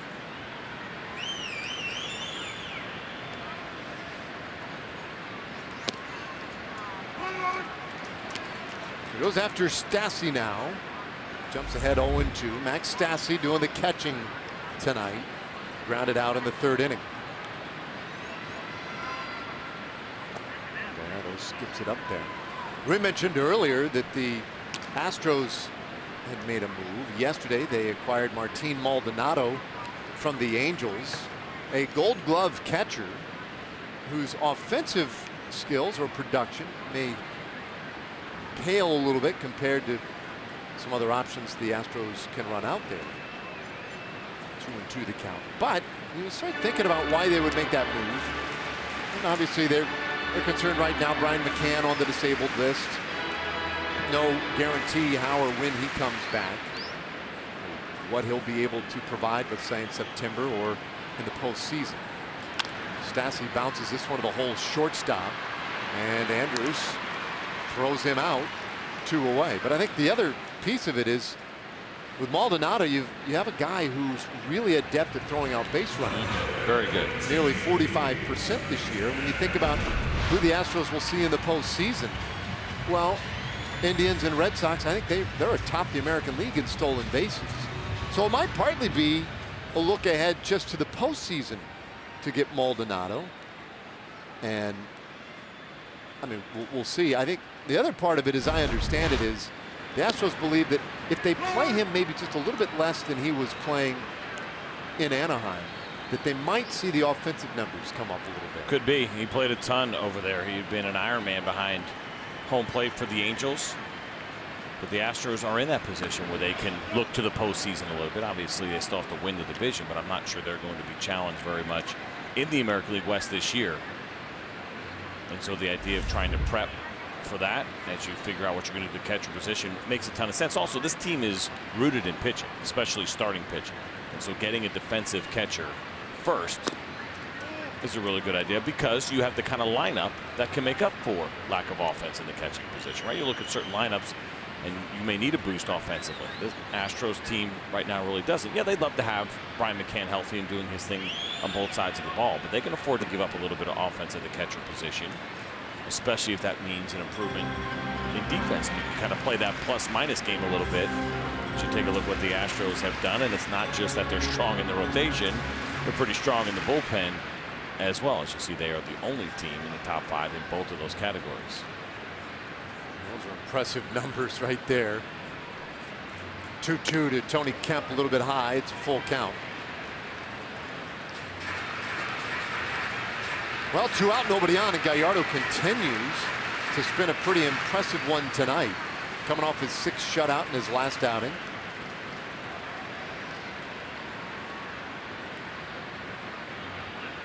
Payoff to Kemp, and this one lined down to first, caught by Guzman, and the inning is done.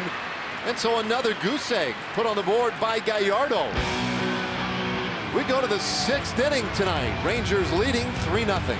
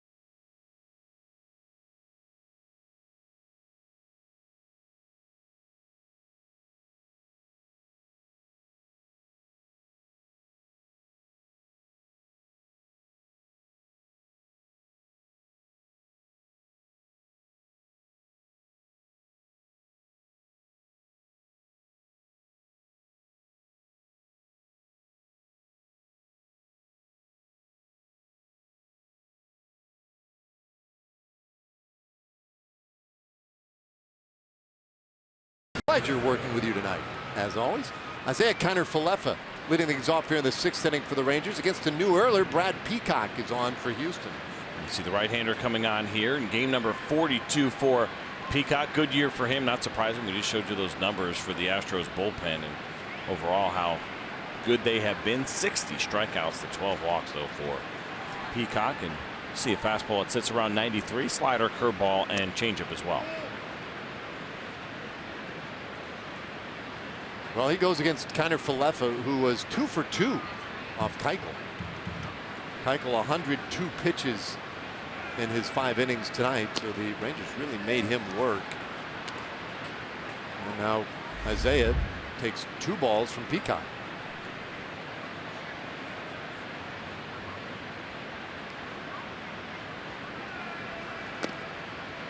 Peacock came in for that same spot. This time gets the called strike.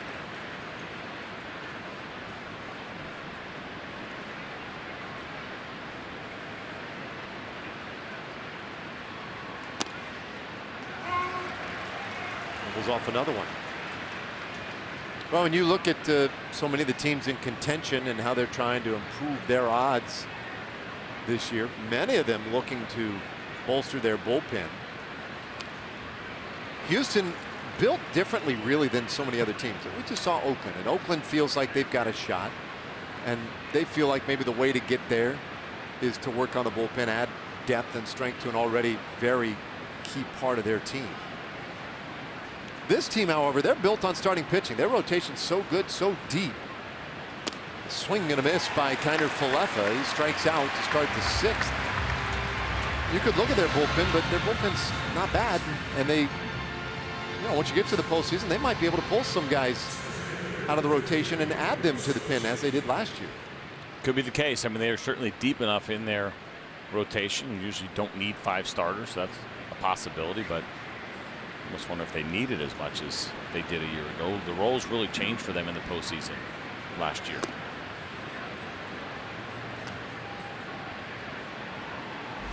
Carlos Tocci, 1 out here in the 6th inning.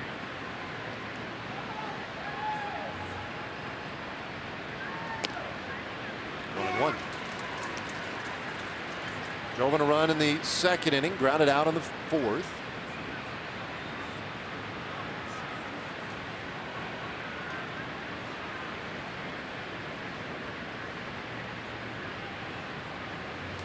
And this one up the middle, a base hit for Tocci. Continues to have a nice night. Let's get to our Southwest Airlines player breakdown.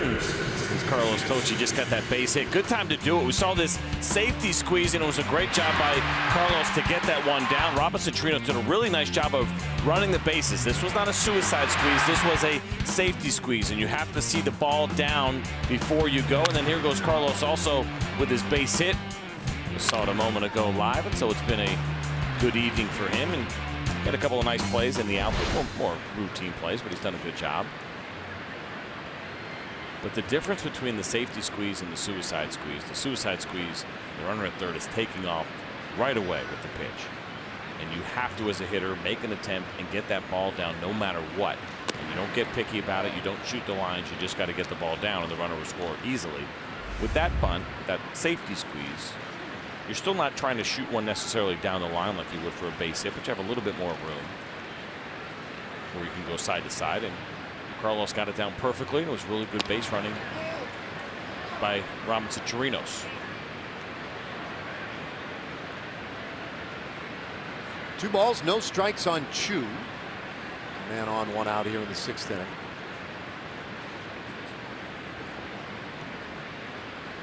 Tocci has attempted 1 steal this year. He was caught. And there's a strike. It's 2-1.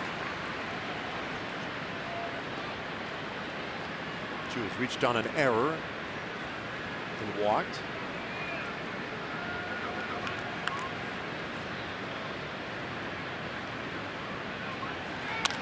Lifts this one out to right center field. That could be trouble. It gets down and rolls to the fence. Tocci's got great speed. They'll wave him to the plate easily. Chu's going to go for 3, and he is in there without a throw. A triple for Chu, and he makes it 4-0 Rangers.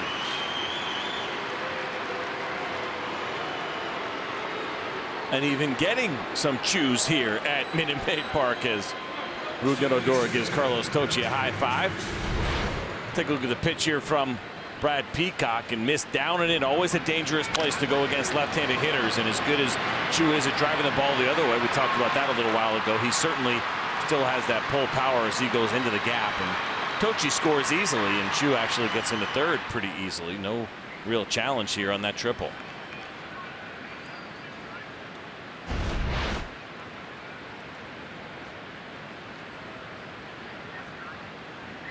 So he's 90 feet away. And Jurickson Profar high in the air out to center field. Springer gets in good position to make the catch and the throw to the plate, but Chu tags and will score without the throw. Sac fly by Profar. 5-0. And we check in with Emily Jones. Well, just as you guys have the power to end no hitters and break up homer streaks, I too have some power. I picked Shin-Soo Chu's bat today. He allowed me to pick it. What? Yeah, yep. So I feel like I'm directly responsible for that triple, and anything else good that happens to Shin-Soo Chu the rest of the evening. The bad things I have no part in. So wait a minute, he just said pick me out what bat you want me to use today? Yep. Now what went into it for you? Was it the very little level of thought. pine tar? Very little thought. No, I just picked one out of the bat bag, and then he said if he gets 2 hits, he would buy me a nice bottle of wine. Oh. So I'm pulling for 1 more hit today. What about getting on twice? That doesn't count? It doesn't count. Homer, we negotiated like a gift card to a really nice steakhouse. Wow. At least get the bat. Worst case, once he breaks it eventually, whenever that does happen, that's a keeper. Yeah, I think so too. Or just take it now. Or either way. I mean, there's nothing but upside in that for Emily. I feel like it's a win-win for me. I mean, there's nothing you could do but win. Wine, gift card. Is it your birthday? What's going on over here? It's coming. Yeah, that's a heck of a deal. Got to pick out the Savoy Special, right? Was that the bat in the natural? I think I'm going to hang around. Bobby, or I think it was the kid's name. Yeah, that's right. I'm going to hang around the dugout tomorrow, ask anybody, hey, you want me to pick your bat out today? Oh, I'll be loitering down there all day. What are you guys offering? Full count to Elvis Andrus. 2 out in the inning. 2 runs are in. So the Rangers now with a 5-0 advantage in this one.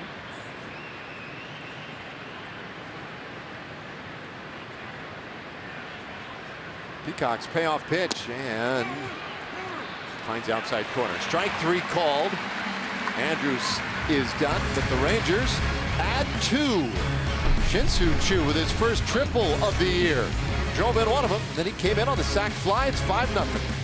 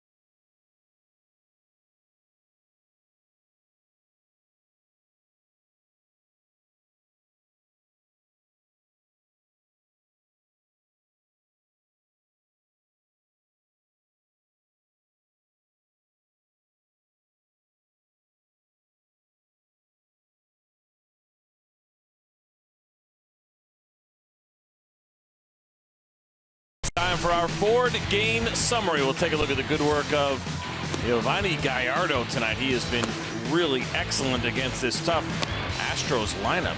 See him finishing off Josh Reddick, producing a lot of weak contacts and pop-ups throughout the night as well. And so far for Gallardo, he has kept this Houston Astros offense in check, and he's going to try to do it one more time here. At least one more time here in the sixth. 82 pitches for the right-hander. That's all he needed so far to get through these 5 innings. And again, going up against the Astros, that's certainly always a challenge. No Jose Altuve, no Carlos Correa. Not that there's no shortage of good hitters. There certainly is. There's George Springer here stepping in. Third time through the order. 1-1 the count on Springer, who is flied out to center, also struck out Sony.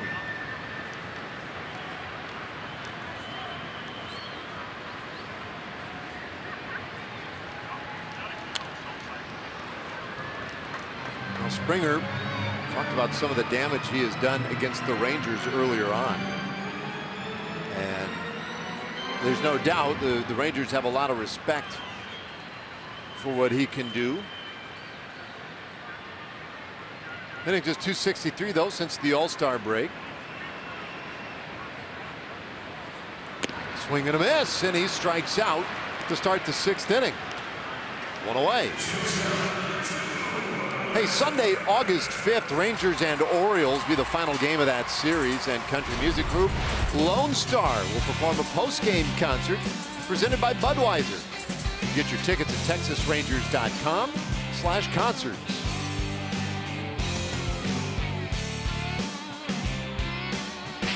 So 1 out here in the 6th inning. Alex Bregman 0 for 2. A couple of fly balls to center field, and he takes a strike. Gallardo's been keeping it down, with the exception of that 4th inning where he started to tire maybe just a little bit. 33 pitch inning. And at the very end was leaving a few up. He's been down most of the night nicely. That one just beneath the zone, 1-1. And you really have to be when you go up against a guy like Alex Bregman. He is really good with the plate discipline, does not chase pitches out of the zones. You get a look at the pitch count by inning for Gallardo, just that 4th inning where he needed 24 pitches, but did a great job of working around any of the trouble that he had. I mentioned Bregman, as far as trying to get him to chase pitches out of the zone really is a challenge. He does a very nice job in that regard. Just a 21% O swing percentage. And for those of you that watched the game on Tuesday night, we went heavy analytics. You know what O swing percentage is. Means you don't chase pitches out of the strike zone. There's your O. But that 21%, and to put that in context, league average 31%. I saw the, in fact, I saw a bit the other day on Joey Votto, whose O swing percentage, 18%. I was going to say, and that does that lead all of baseball? Yeah. 2-2. And this ball lifted down the left field line, but foul.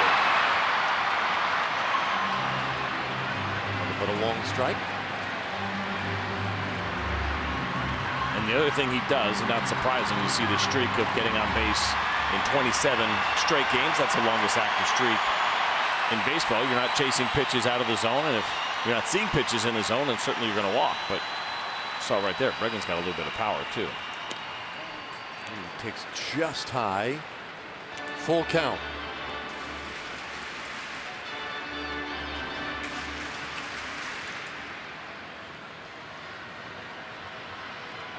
Got 13 home runs over his last 34 games. So Bregman dangerous. 3-2 pitch on the way, and that one's low. So he'll take the walk. First time he's been on tonight.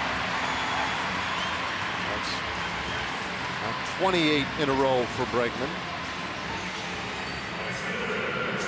Currently the longest active streak in the big leagues, and a little better than halfway towards Chu in his 52-game streak that has been the longest in Major League Baseball this year.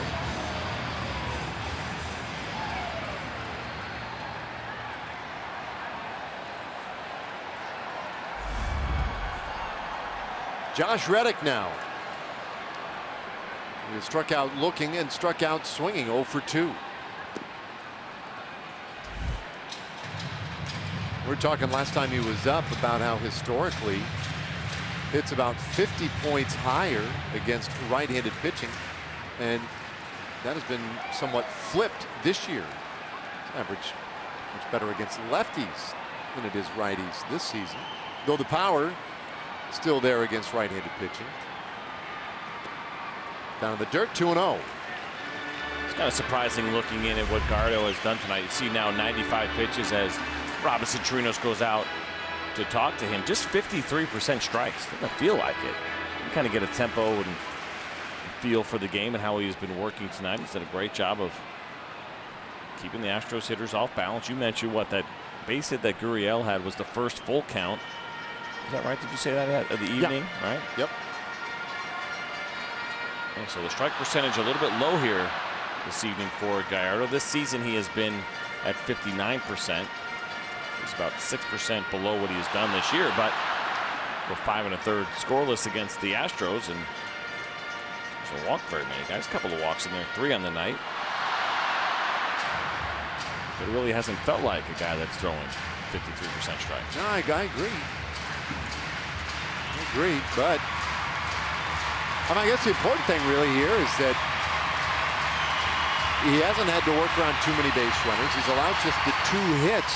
Now the Astros were 1 hit Wednesday in Colorado, that 3-2 loss to the Rockies.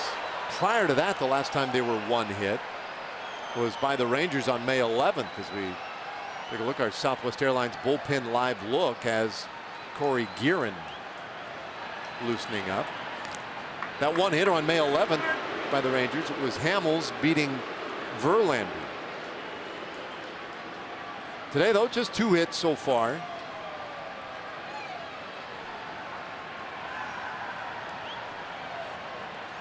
The 2-0.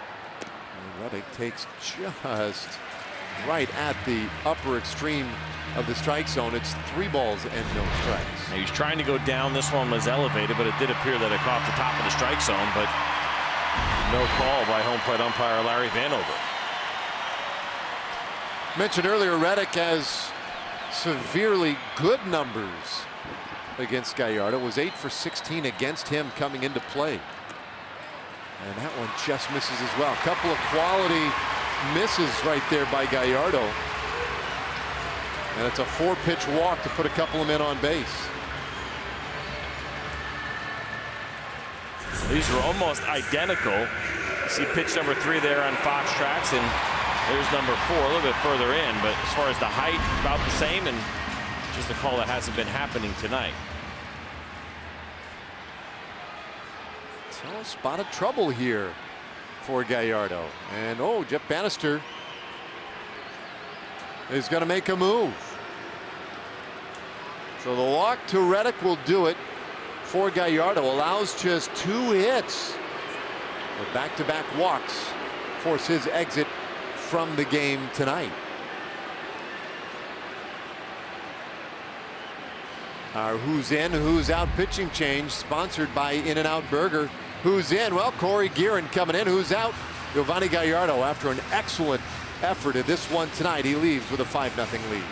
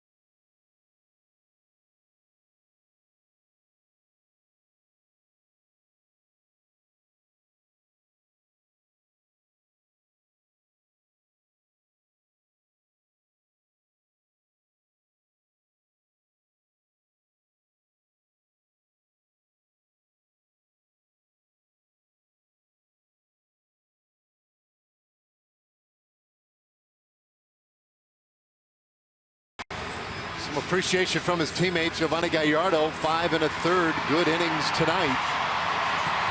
Leaves with the Rangers up 5-0. There you see the line. Just 2 hits allowed, 4 walks, 5 strikeouts.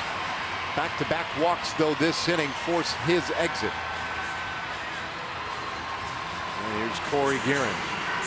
Right-hander comes out of the bullpen here for the Rangers. Of course, an acquisition from the San Francisco Giants. There's a look at the pitch arsenal: sinker, slider, changeup once in a while for Guerin. The slider really, though, has been the go-to pitch. A 158 batting average against on that pitch, and 27 of his 38 strikeouts have come on the slider this season.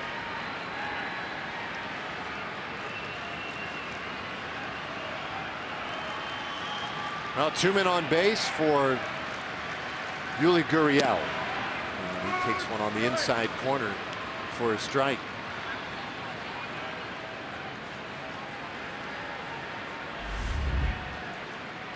Gurriel had the base hit in the 4th inning.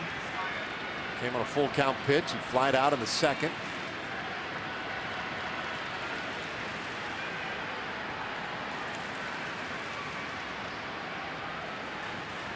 Guerin checks the runners, in particular at second base. Bregman, long hold of him. And now puts a fastball on the outside corner. It's 0-2. That's a good pitch. And Corey Guerin does work a little bit slow, a little bit deliberate. And I think for Gurriel, kind of caught off guard here. Thought he was actually going to call timeout. Good location right on the corner from Guerin. Good opportunity now to swoop that slider out of the zone to go for that strikeout.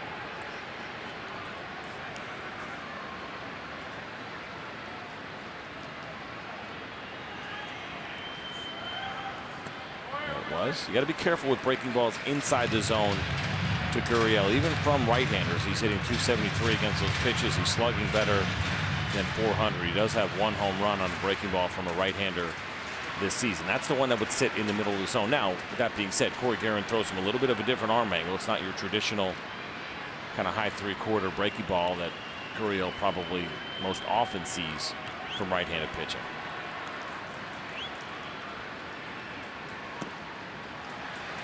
Side 2-2. Chirinos out there now. That's got to be, how many mountain visits are we up to? Is that 4 for the Rangers? I think 3. At least 3. We saw Robbie out there a couple of times. Doug Roquel was out there once. 3, and they've all come in this inning. Where are they? I know they're on the board here somewhere. Do you see them on the scoreboard anywhere? Let's see. Oh, I think on a little running. Oh, yeah, there it is. Yeah. There we go. I should just look at my TV. It's right there the whole time. Makes it a lot easier. So after a couple of sliders away, good location, the 2-seam fastball. If you get it in, could be a good one for a ground ball. You could use that. Just off the corner. Full count. Tough spot here. This is an interesting pitch sequence. It's been a good one. This one just misses, so certainly a good idea if you can put that on the corner. Just a little bit further away than the fastball that was called a strike earlier in the at-bat. Fastball better than breaking ball here, at least in the zone.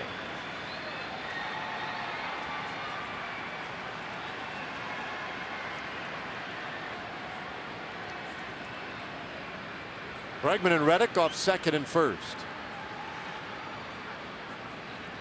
Payoff from Guerin. Bouncer up the middle. Andrews has it. Backhand flip second. Barehand. Throw to first in time from Profar. The double play goes 6-4-3, and the inning is done. And what a beautiful twin killing that was. Elvis Andrus with a great stop. The nice little backflip. And Profar adding some pizzazz with a barehand turn and throw. Nicely done, boys. It's 5-0.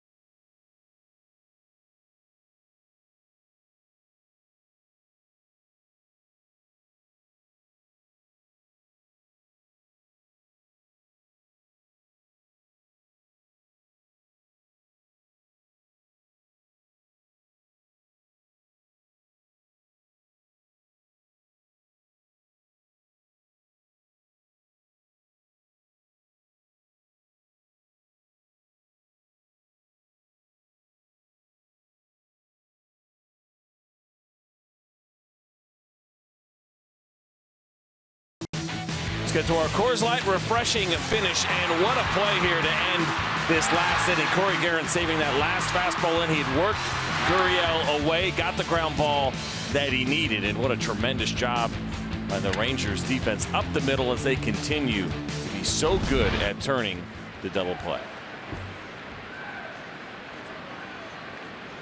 Very impressive. Some good defense really on both sides tonight. It has been a fun one to this point. 5-0 Rangers lead. We'll try to add to that in this 7th inning. Will Harris pushes Beltre off the plate with a breaking ball. This is upstairs. Adrian's had a good day at the plate. A couple of base hits.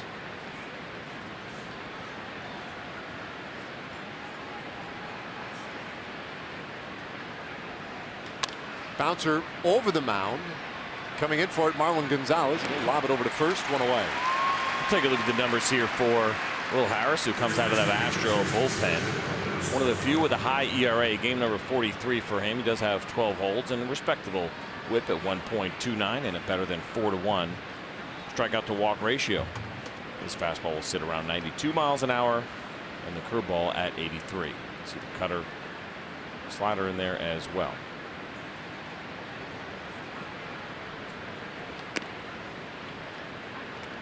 Well, Ronald Guzman 0 for 3, has scored a run, reached on a fielder's choice earlier.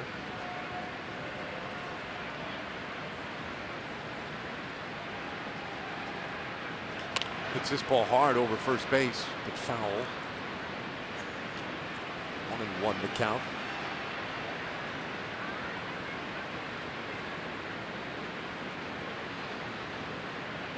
Guzman made his big league debut here back in mid-April. And hit his first home run here, right? Wasn't it he and Isaiah Kiner-Falefa? Was that April 14th? They both hit their first big league home run in the same game, right? They had the first big league hit in the same game, if I'm not mistaken.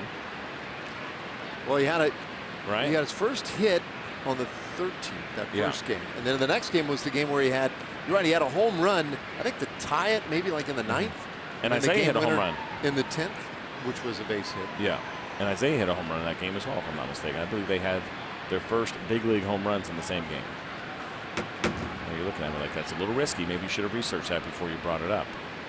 I mean, I'm willing to bet. I could believe it. Just swing and a miss. Say you believe it. Say you trust me. It's like a trust fall. Your partner throws out a random stat. Hey, let's take a look at StatCast AI, which is powered by AWS on the Robinson Chirinos home run. This was a fun one. He got a ball up against Dallas Keuchel, and he hit it 104 miles an hour and 404 feet.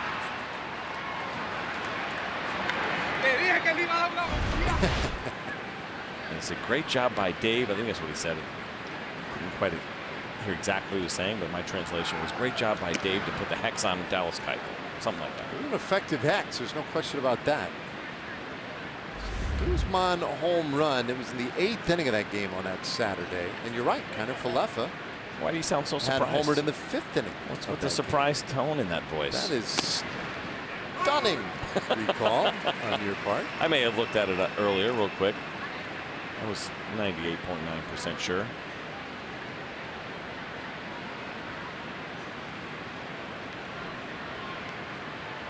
Must have been fun to do this job years ago. There's really no way to check. Oh, there was though, right? You kept your book. I mean, that's you could check, but nobody else could check. My point being is that we could sit here and lie all day long. There's something appealing about that. Yeah, I hear you. 1-2. Chirinos, did he go? Yes, he did. Larry Vanover didn't need any help. He rings up Chirinos, and Will Harris effective in the 7th inning. Outstanding stretch here. We go to the bottom of the 7th inning. The Rangers leading the Astros 5-0.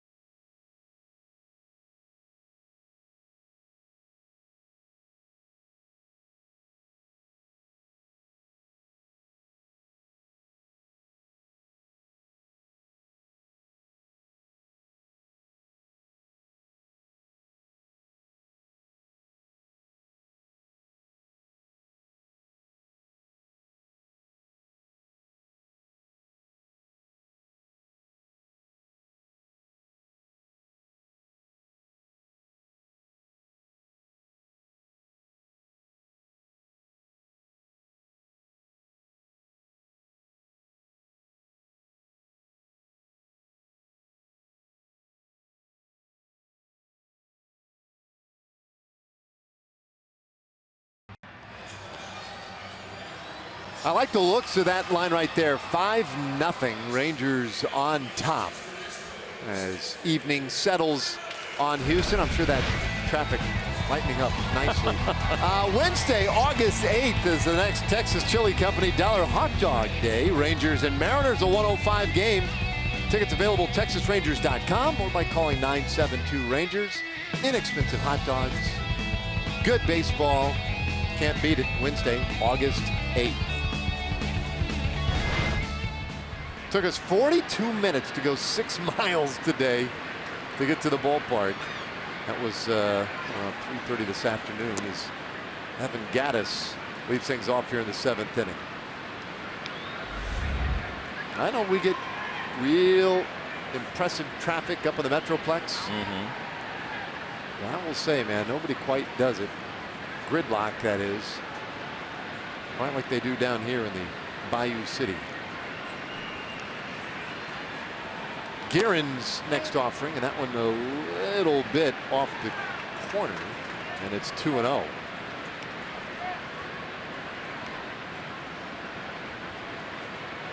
Gattis, Marwin Gonzalez, J.D. Davis do this inning.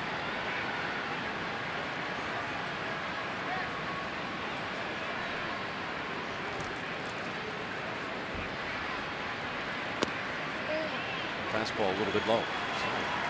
Couple near misses. He's fallen behind a good hitter here in Evan Gattis.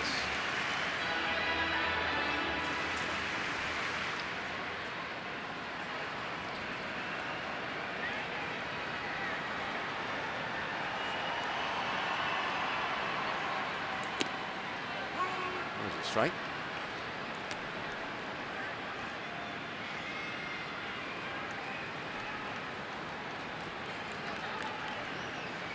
Guerin got a big double play last inning to get the Rangers out of trouble. Had to preserve the shutout effort by Giovanni Gallardo. 5 1/3 shutout innings by Gallardo.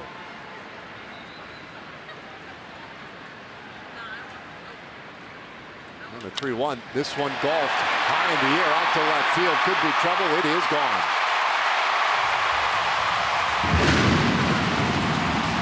Gets the Astros on the board. The home run by Evan Gattis, his 20th of the year, and it makes it a 5-1 game.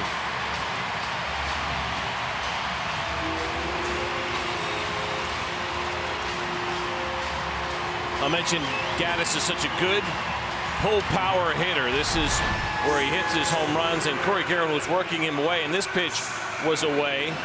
But because Gattis had seen so many, he knew that he wasn't going to get anything in. He could go out there, try to hook a ball. That is exactly what he did. It wasn't a bad pitch at all. It was an 84-mile-an-hour slider down and away from Evan Gattis, but he was comfortable on some pitches that part of the play based on how the at-bat went.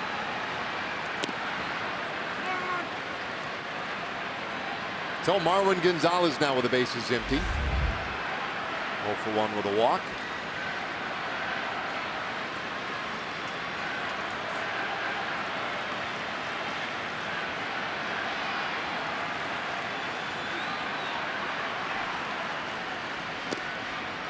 Gonzalez showing bunt there. 1-1. So Gallardo with those 5 1/3 shutout today, combined with his last start where he went 6 shutout. Nice little stretch now, 11 1/3 scoreless innings. That's the second longest streak by a Ranger this year. Jesse Chavez went 11 2/3 scoreless.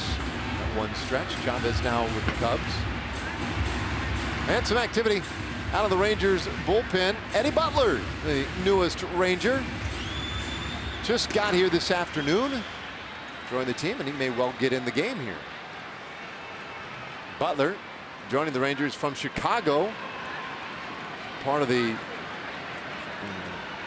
I guess, return in the Cole Hamels trade that took place yesterday. It was approved. All the medicals and whatnot went through overnight. It looks like possibly an opportunity to get thrown right in the fire for Eddie Butler. Let's see bullpen Coach Hector Ortiz down there as well. Butler threw in 8 games with Chicago and is one of 3 players the Rangers got back from the Cubs. One player we don't know his identity, will be named later. The other one, the minor leaguer Raleigh Lacey, the name. As Gonzalez swings and misses, and he strikes out for the first out of this 7th inning. Time for a Chevy game break. Let's check in with John Radigan.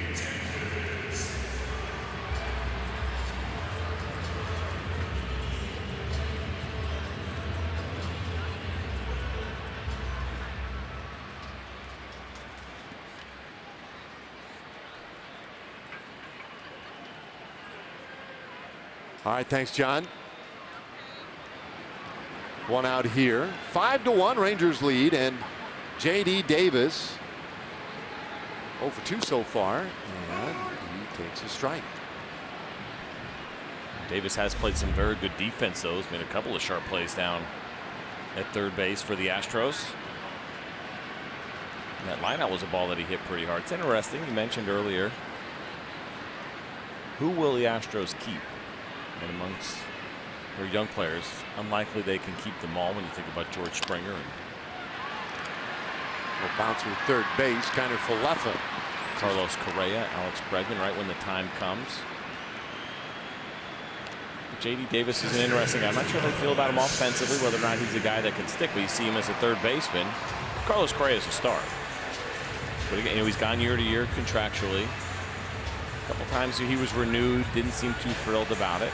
If he's the guy that rides it out and takes it to free agency, certainly some options for other additions, but you could see maybe if J.D. Davis would be the third baseman, Alex Bregman the shortstop, a couple of years down the road potentially. I'm sure they run through all of those different scenarios, run their models, and still a couple of years away. So I don't think you're going to be able to get Carlos Correa locked up. I think it's too late now. I think he's going to go ahead and take it as far as he can. Go year to year and really try to cash in at free agency.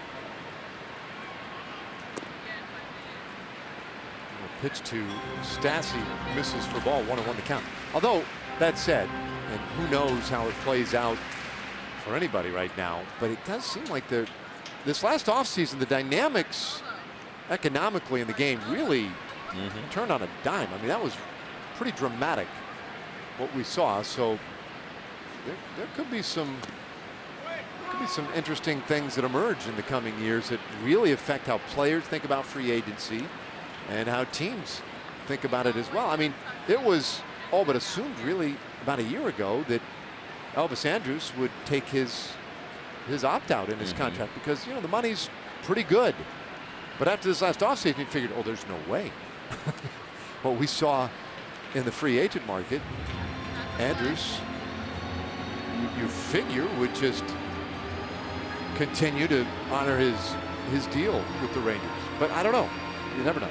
The agents will drive some of that, and Major League teams certainly will as well. Should be interesting to see.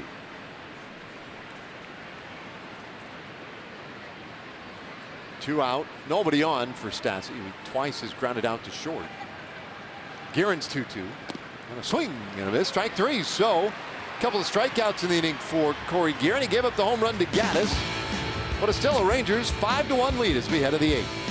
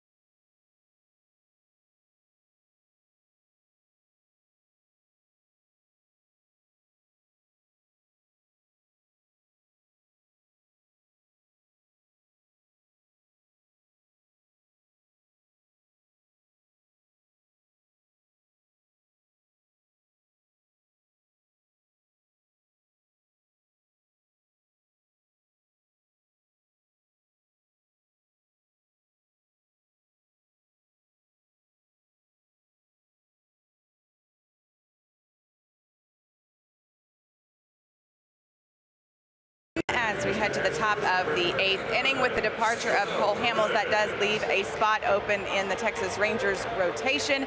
And in order to fill that spot, they will go tomorrow with Ariel Jurado. He will face off tomorrow as we look at the 4 probables against Justin Verlander for these Houston Astros. Ariel will make his second Major League start. And talking to Jeff Bannister, he said that this will not be a one-time thing. He intends to keep him in the rotation for the time being, depending on how things go, but they want to give him a little bit of a run in the rotation, see how he does.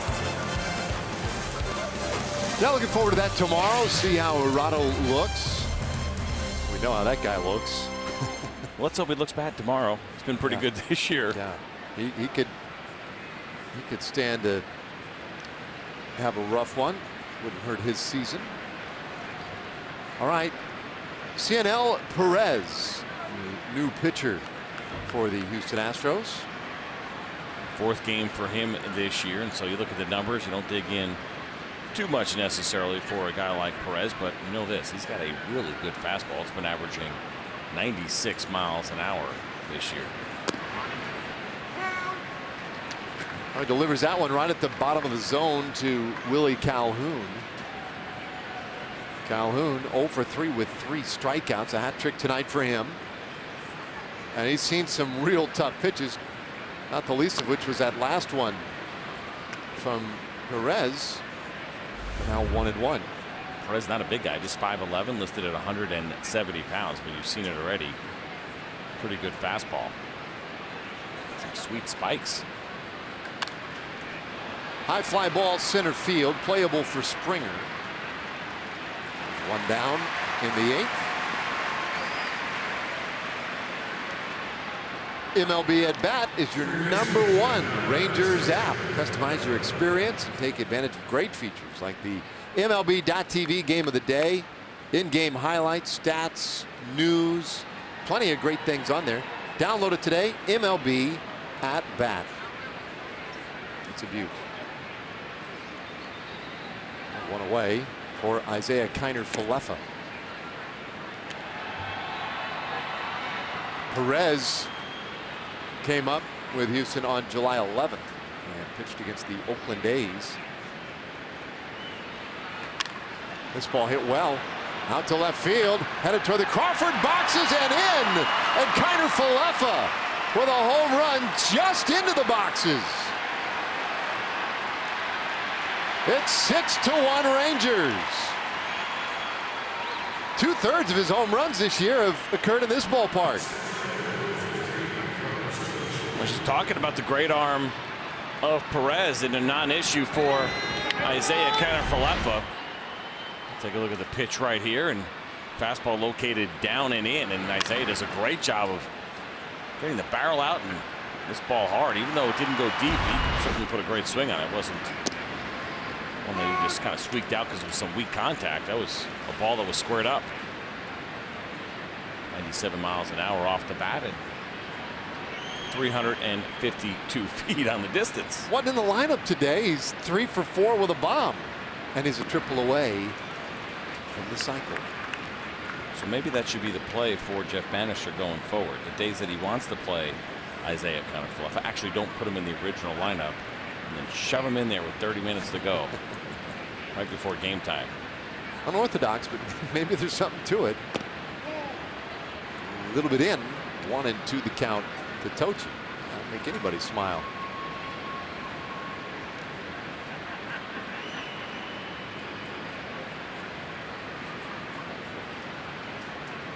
Perez, the youngest Cuban board pitcher to make his big league debut since Jose Fernandez debuted with the Marlins about 5 years ago. Fouled away.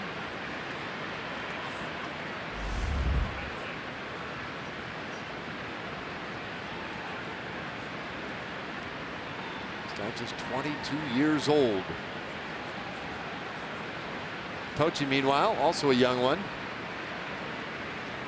And he'll watch out one of the dirt. 2-2. Tochi, you know, look, we did not see him a lot when he was, you know, for several months of the season. He was very much a reserve. And now with Delano DeShields down at AAA Round Rock, he's getting some pretty steady playing time. There's never any indication that he was going to be a real strong hitter this year. But now that he's had some opportunities, I mean, he's turning in productive at bats, and several a game now. Yeah, so far so good. He's looked pretty comfortable, and every hitter will tell you the consistency of at bats is really important to try to show what you can do and get comfortable, and especially for a guy who comes over as a Rule 5 draft pick and comes over to a completely new organization. This one gets away, and a strikeout is going to result in Tochi being on base.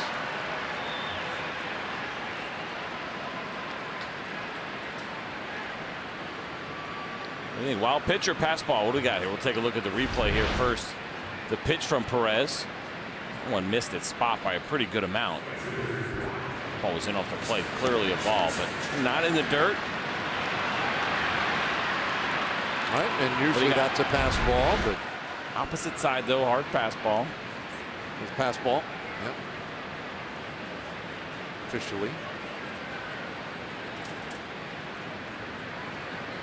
Tochi is on, and the pitch to Chu off the plate. It's number 7 for Stassi this year. 7th pass ball of the year.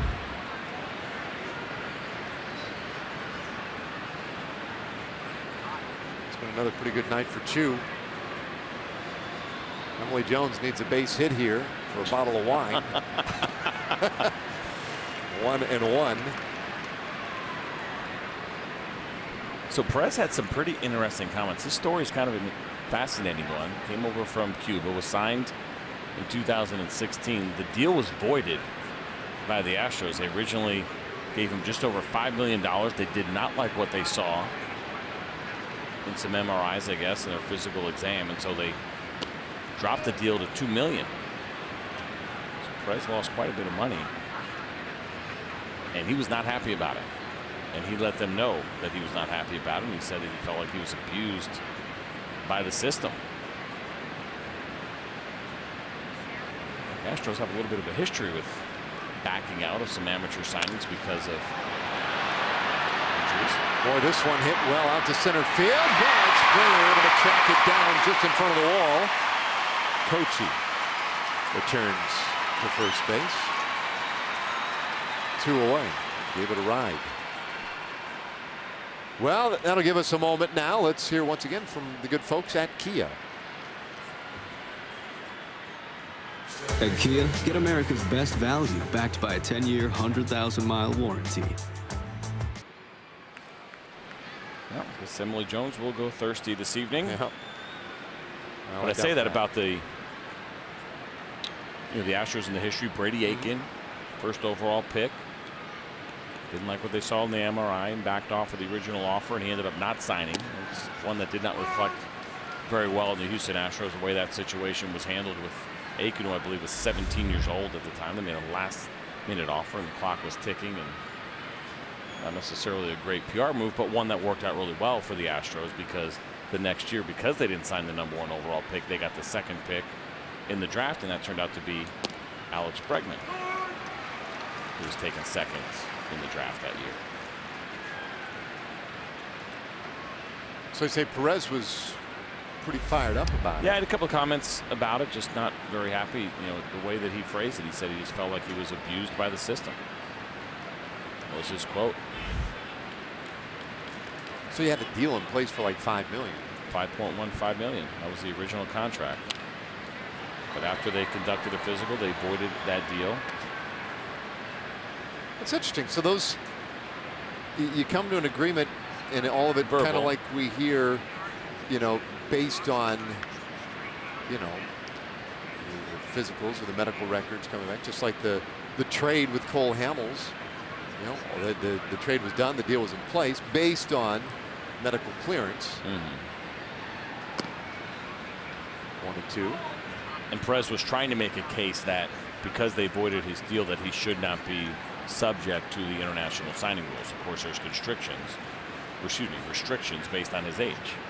Under 25, then you fall into the category, much like we saw with Ohtani, the international signing rules. It means you can't go over your pool without getting fined, or not fined, but facing those penalties. Interesting. He's got a good arm. You can see why they would want to get their hands on him. His first opportunity here at the big league level, but you think about the journey for so many Cuban players, how incredible that is. This is 2016. We thought he landed a deal for just over $5 million because the Astros were concerned about the elbow. They backed out, but eventually did sign him. This one in the dirt, runner going, and the throw down to second in time to get Tochi. So the inning is done. Stassi guns him down to complete the inning, but the Rangers add a run. Isaiah Kiner-Falefa with his third home run of the year into the Crawford boxes. And the Rangers lead to the bottom of the 8th.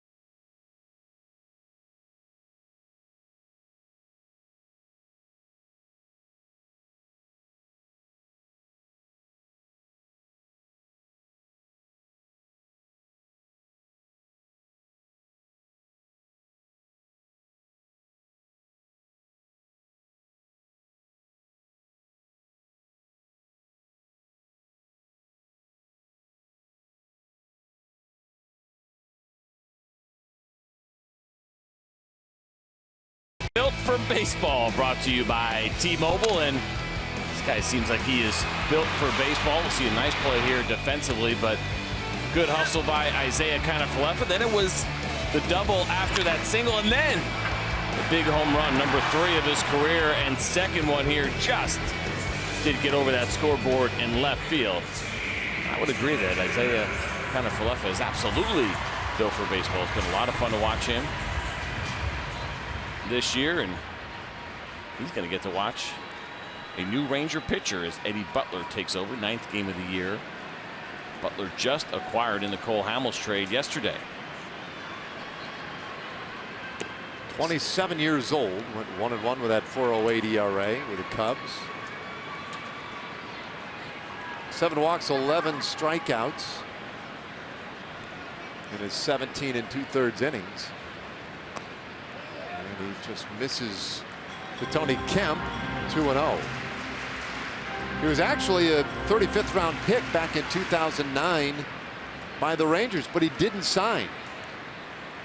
Instead, 3 years later, the Rockies would come back and draft him in the first round in 2012. Pitched for the Rockies in the big leagues 2014, 15, and 16 in the last 2 years with the Cubs. So a guy the Rangers had coveted going back to 2009. He walks Tony Kemp. And a guy that has been a starter throughout most of his career, so the bullpen is relatively new for him. You'll see a 4-seam fastball that averages 93, a 2-seam fastball also at 93. There's a cutter that he's been using 19% of the time this year, an occasional curveball and a changeup once in a while, but for the most part you see the 4-seamer, the 2-seamer, and the cutter from Butler.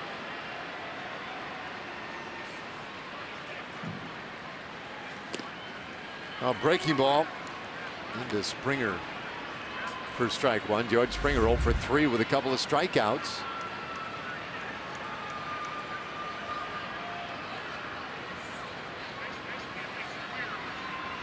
And on here in the bottom of the 8th inning. This one hit through a vacated right side of the infield. Springer has his first hit of the night. Kemp stops at second.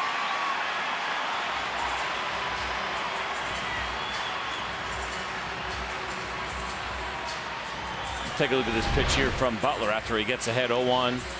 Goes back to what looked like another one of those sliders, and one that was actually much better located down and away. It's a good job by Springer to find a hole on the right side.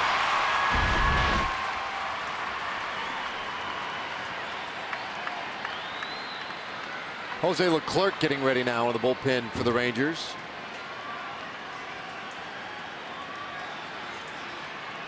Two men on, nobody out. Eddie Butler now looking at Alex Bregman. Bregman 0 for 2 with a walk. Now, so far tonight, you look, the Astros haven't had a lot of opportunity. The one run they've scored, it came on the Gaddis homer. They're 0 for 3 with runners in scoring position. And that one in there for a strike.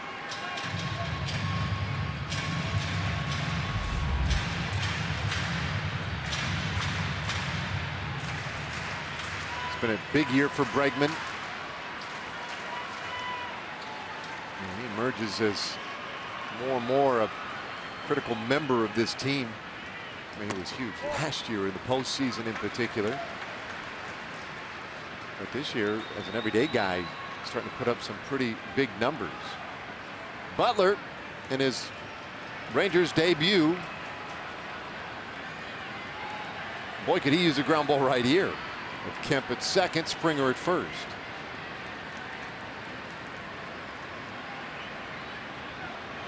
Back away. Always tough coming in, making your first appearance, new team, the day you fly in. Kind of a lot of emotions, a little bit of anxiety, I'm sure, for Butler as he goes through this. You always want to make that good first impression. Coaches, your teammates, these are all things that you think about, and you get a really tough Astros lineup to start it off. Well, that's going to help right there. A pop-up out into short center field. Nobody able to move up on that one away. Hey, Friday, August 3rd, Rangers and Orioles, a 7:05 game. The first 15,000 fans are going to get an Eric Nadel 40th anniversary microphone, courtesy of Dr. Pepper and Kroger. Your tickets are available at TexasRangers.com or by calling 972-RANGERS. There's Eric.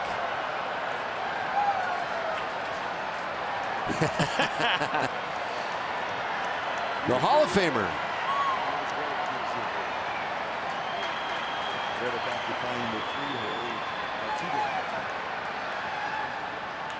Now Reddick hits this ball hard out to right field, and Chu right there.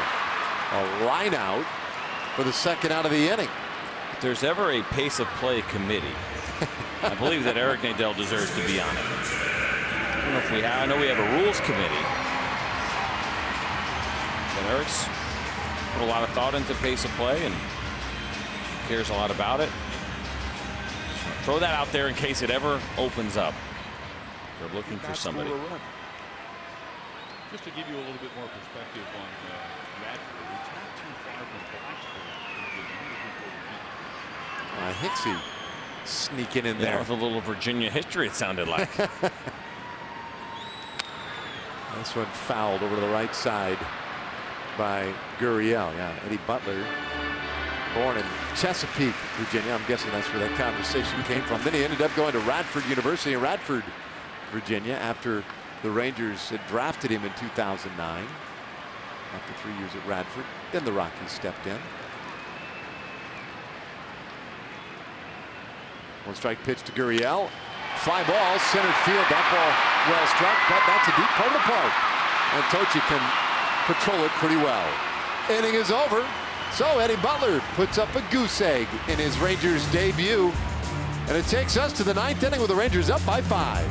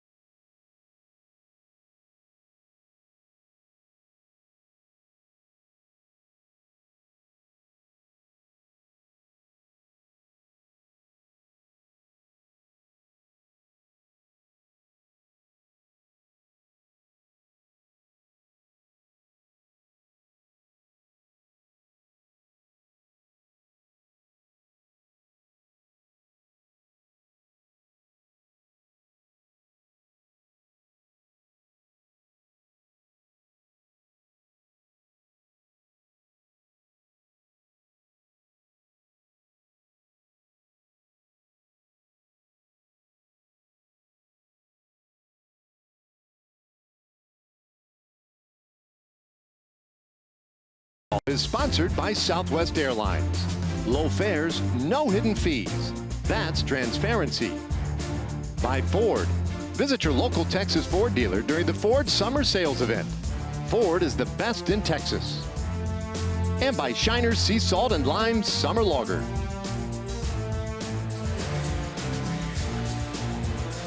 (6-1) Rangers on top, ninth inning now. Let's see if they can add a little insurance in this ninth inning. 2, 3, and 4 hitters coming up. And Chris Davinsky, the new Houston pitcher, is the 4th reliever used tonight. Yeah, and a guy with a good arm fastball will sit around 94 miles an hour. He's got that unusual delivery where he kind of opens up a little bit. You see the better than 4-to-1 strikeout to walk ratio for him coming out of the pen. And well, first pitch swinging. Profar hits this one deep out to right field. Gone into the bullpen. And Profar does add some insurance for the Rangers. It's 7-1.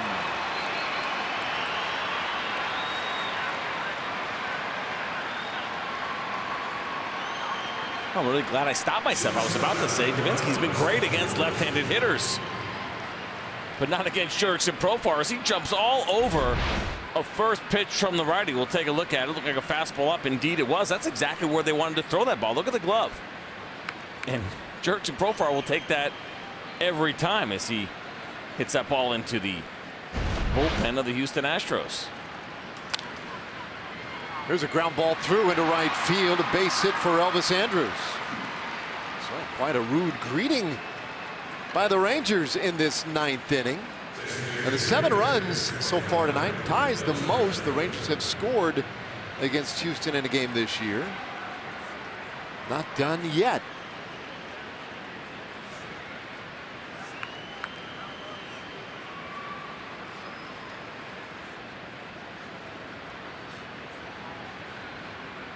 Bat Boy had a little trouble finding Elvis's bat. He helped him out. Well disguised. So here's Beltre already with a couple of hits. Good night offensively for the Rangers. 7 runs on 11 hits.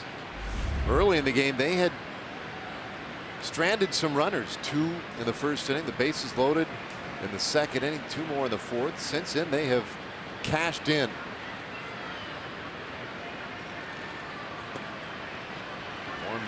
1-1 the count on Beltre. Rangers could really use a little lift after that series with Oakland.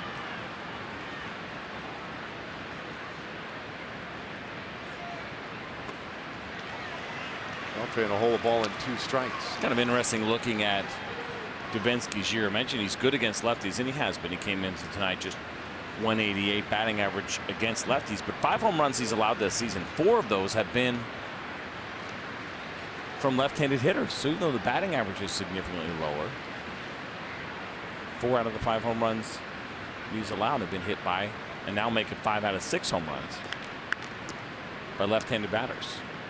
It's like an all or nothing kind of deal for him because he has struck out 25 lefties and only walked 3.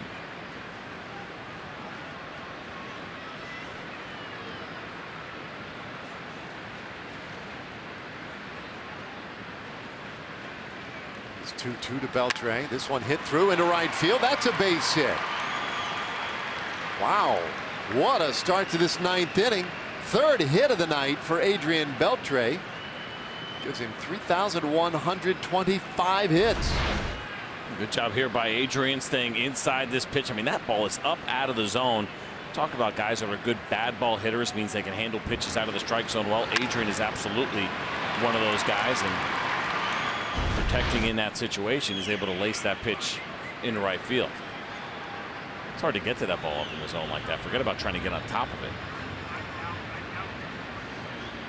So this is what's interesting to me about that, why I brought up about Davinsky and the numbers, is because there's 2 lefties down in the bullpen right now. Tony Sipp, and we saw Perez already in this game for the Astros. And part of it hasn't been a big concern for them because they have their righties that they like that are good against lefties.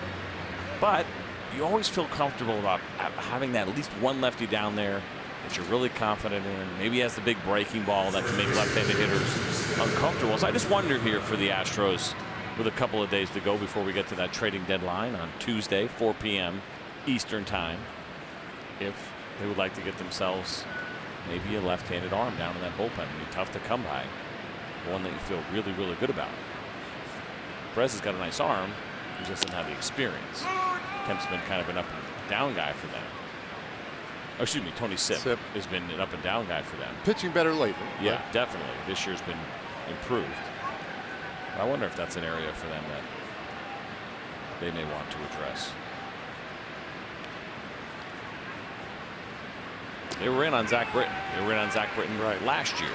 They tried to sign Andrew Miller when he was a free agent 3 years ago. So they've been on the lookout for that dominant lefty. They just haven't had any luck getting him. 2 shots in a row at Zach Britton at the trading deadline that fell through.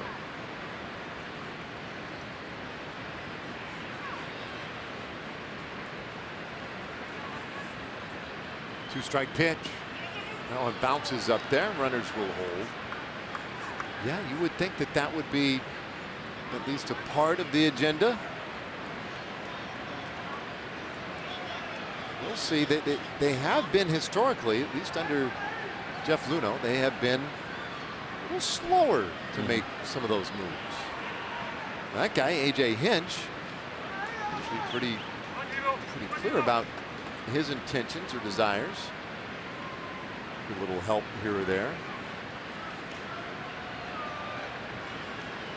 Hard to argue with the success they had last year.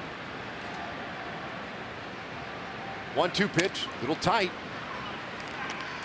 Moving things up on Guzman. He's 0 for 4, but with a run scored tonight. Isn't it interesting though that for the Astros, the things that they would have been hesitant on have been the ones that have made all the difference for them these last couple of years. Signing veterans, Josh Reddick, Carlos Beltran, Brian McCann going into last season, trading for Justin Verlander. Those 4 moves right there, you would have said a year before, no, that's not what they do. That's not part of what's happening here in Houston. That's not part of the rebuild in the program. And even when they're ready to compete, they had to go to what you might look at as a traditional way of running a ball club and bringing in some older players and making some moves. And it's tough. I get it. When you build your system up well and you feel like you got yourself some good young prospects, the idea of trading those guys away for either some short or even longer term rentals it's tough. You love the idea of developing your own players and controlling them the way they have with Carlos Correa and Alex Bregman. But the temptation now, they're somewhat playing with house money. They got their World Championship last year. Now it's okay. Well, do you want to go on a run here? They certainly are built to do that. But will you take that chance one more time? I mean, they really came out on the right end of the Justin Verlander deal. I know it hasn't even been a year, but I think it's pretty safe to say that's a win for the Astros. I don't think there's any arguing that. 2-2. Even last year, I think they were targeting Garrett Cole at the trade deadline. Did not get him at the time. Then ended up getting him in the offseason.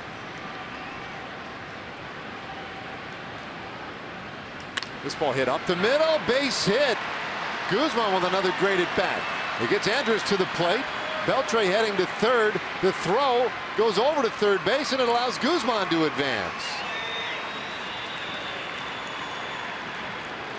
The Rangers add to their lead. The home run by Profar. Now the RBI single by Guzman. It's 8-1. Not only some great hitting, but some great base running here by the Rangers as Davinsky continues to struggle, and Guzman comfortable in this ballpark as well with a big base hit. There's that good Ronald Guzman swing, and he's able to catch his ball out front. And watch the base running here. You saw a little bit of a freeze first by Adrian Beltre, but then going first to third and maybe catching Springer off guard. Then he doesn't hit his cutoff man. That's a good read. Look at Guzman. You pull up a little bit, you watch the throw, and as soon as you realize that ball is going all the way to third, you take the extra base. So nice job by him as well. So Davinsky has faced 4 hitters and given up 4 hits, including the home run. Chirinos has had a huge night tonight. Double and a run scored in the second. The 2-run homer in the 5th inning. He fouls this one back. It's 1-1.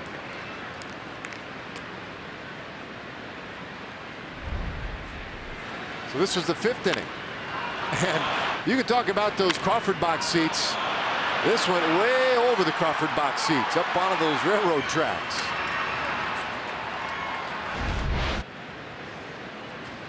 The big boy home run by Chirinos. Side, did he go? No. Nice opportunity here for the Rangers to add on. The infield's in with these runners at second and third, nobody out, and Linsky probably not long for this game.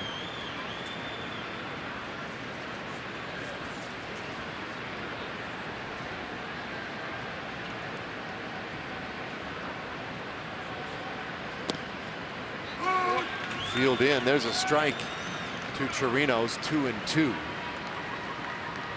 Tony Sipp trying to get ready in a hurry down there for Houston.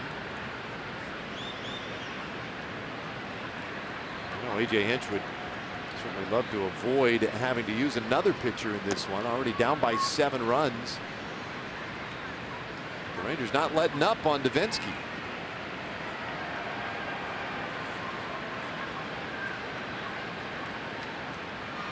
They have really quieted this sellout crowd. 9th sellout this year here at Minute Maid Park. 42,592 was the announced attendance.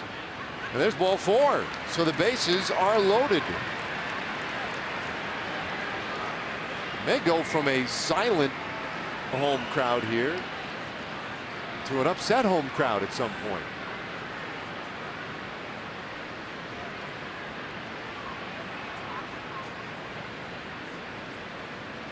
Stassi walking out there and burning one of those mound visits to have a pretty frank conversation with Davinsky. It's really amazing how that has become a non-factor. The mound visits. Right? Yep. A lot of talk about it this offseason. It really has not been an issue at all. Nope. Well, A.J. Hinch striding out there to make the move, and Tony Sipp was indeed ready, and here he comes. So the left-hander coming on with the bases loaded, nobody out.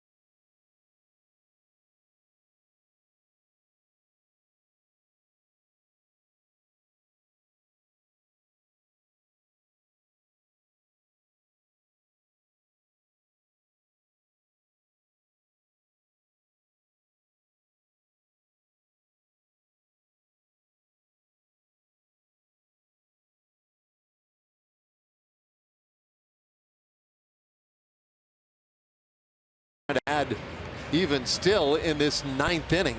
The bases loaded, nobody out. Hey, Fox Sports Southwest, the Texas Rangers are going outside the box this summer. Next up, Outside the Box is focused on the Rangers' efforts in giving back to the community.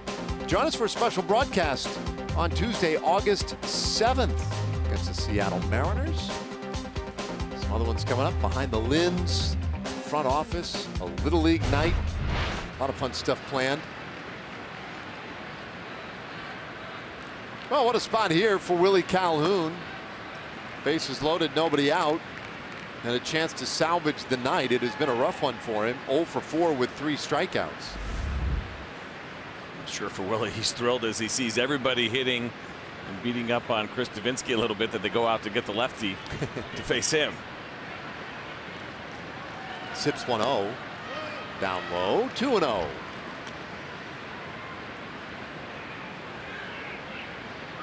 So a great hitters count. You look at Sips' numbers this year. He's had a really nice year, bounced back well. He's done a very good job against lefties also. That is his main job, 125 batting average against, but he's been respectable against righties also.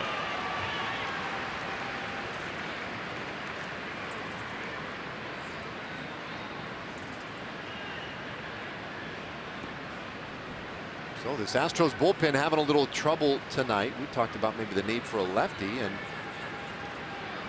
looks like the Astros have gone out and made a deal tonight for a right-hander. Ryan Presley of the Twins being reported as traded to Houston.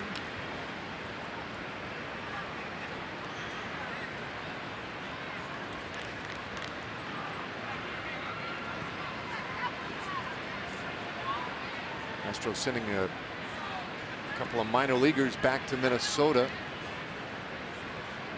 And yeah, Ryan Presley now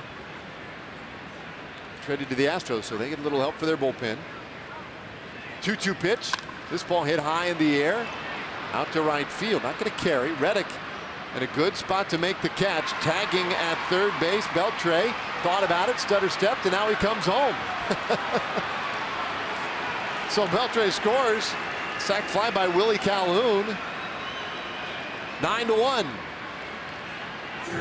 And Willie will take it. You want to put a good at bat together in that spot, and he certainly did. And take a look at this fly ball here and how Josh Reddick reacts to it. If he thought maybe, he looked up and no hesitation, but just decided to throw it to the cutoff man. Took no shot. Very interesting. I don't think he threw to second based on what Adrian did. I think he just decided to throw to second. Yeah, it looked like that was his plan all the time. So 3 runs into the inning. Guzman stayed at second, Chirinos at first, and Kiner Falefa. I kind of chuckled in the 8th inning when he hit the home run that he was a triple away from the cycle. Oh man, because it didn't seem real likely that he would get another opportunity, but here he is.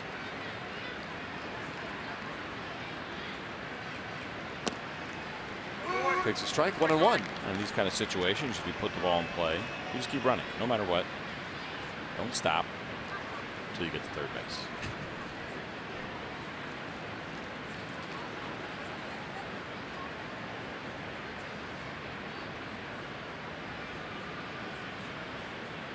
One. And that is strike 2.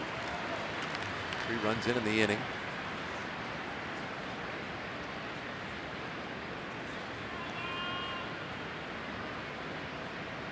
The Rangers have sprinkled runs all over this ball game tonight. 9 runs on 13 hits. Sips 1-2. And this one over short. Could be trouble. Drops in, base hit. Guzman striding around third. He'll score. RBI single for Kiner Falefa. 4-hit night. The Rangers are in double digits. It's 10-1. That really is amazing. And what a night for Isaiah Kiner Falefa, who was not scheduled to start tonight. And see that pitch down and away. Good movement off the plate. Like the changeup from Tony Sipp, and a good job by Isaiah Kiner Falefa to stay on it. Guzman takes his 6 steps to get home. So a 4-run 9th inning.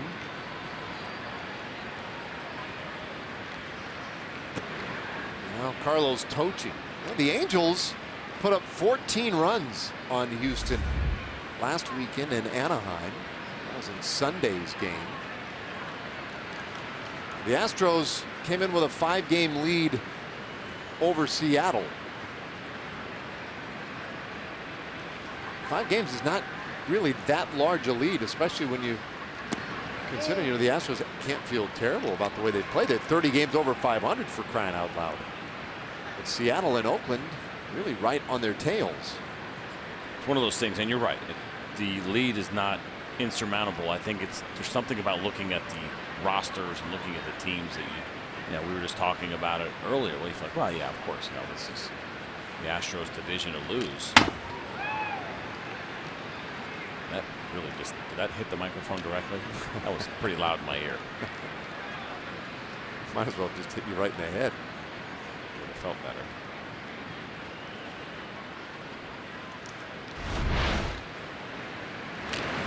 Oh, stop it. What is their problem back there? We don't need to see that again. Yikes.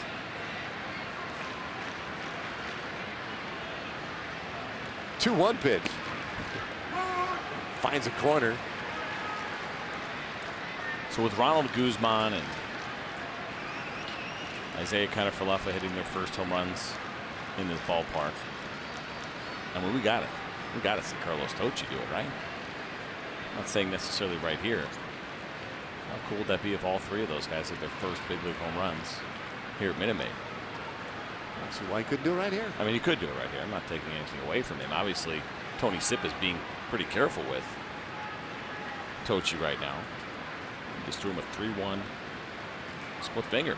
Didn't want to give in.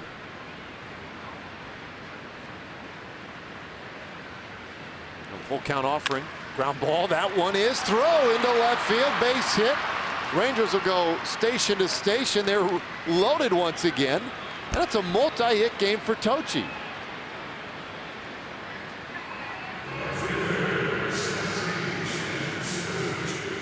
Good job, Carlos Tocci. We have seen him plug this hole a couple of times now with ground balls to the left side. You start to wonder if he'll get pinched there a little bit by some defenses, but that's at least 3 hits over the last couple of days that have been ground balls in the hole. Well, the beat goes on. Another opportunity for Chu. How about this? Yes, Emily Jones. A little bottle of wine on the line here. This one, she thought she was going to go thirsty. The Rangers rallied just for her. Probably need to catch everybody up. Now Roy Hobbs went to Emily before the ball game today. Said, "Pick me a winner." She consulted. Bobby Savoy came up with a bat for Chu. Now Chu asked her to pick out a bat, so she did. Said 2 hits, I'll give you a bottle of wine. Well, he's got one of them, a triple back in the 6th inning. He's also walked.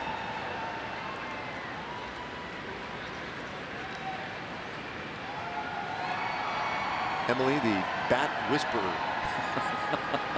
See if she came up with some magic. They're loaded right now.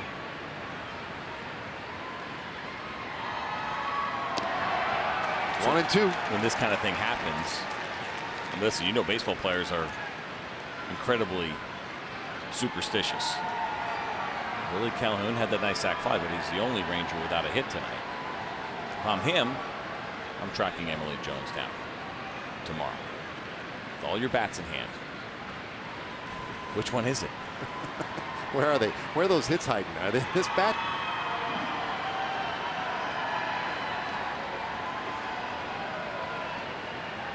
Well, this will be the 40th pitch of the inning.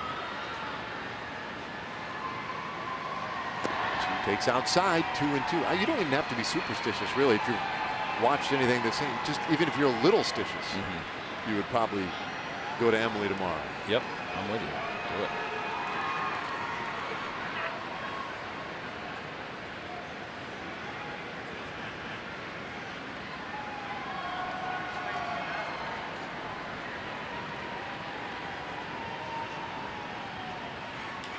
Chu rolls it, first base side, and a high hop to Gurriel, and he comes to the plate a little bit late. What in the world?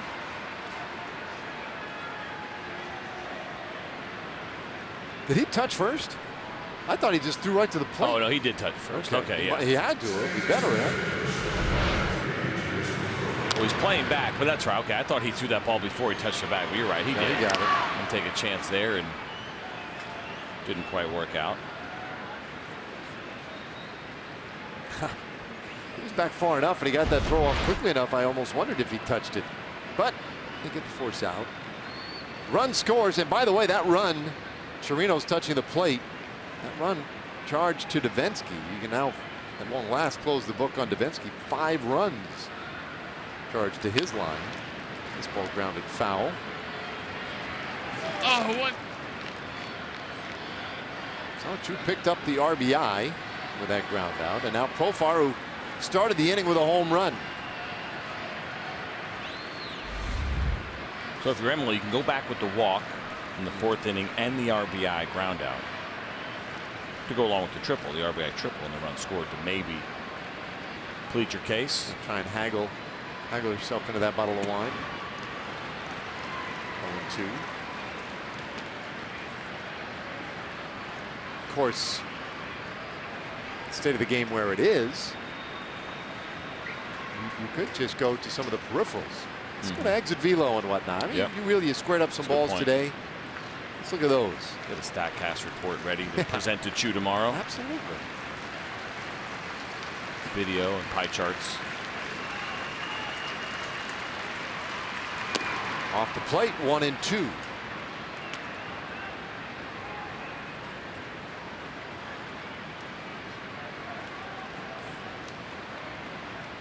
Still 2 runners out there. Sip has come on. He got the sac fly, but then gave up a couple of singles, an RBI ground out.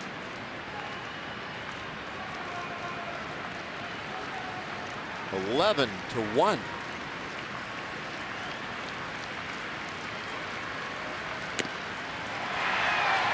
Well, that will do it in the 9th inning. The Rangers will take the 5 spot, though. A 10-run lead. It all started off with Jurickson Profar's home run. It seemed like it was a while ago because it was. The Rangers sent 9 more hitters to the plate after this one. Big smiles from Profar.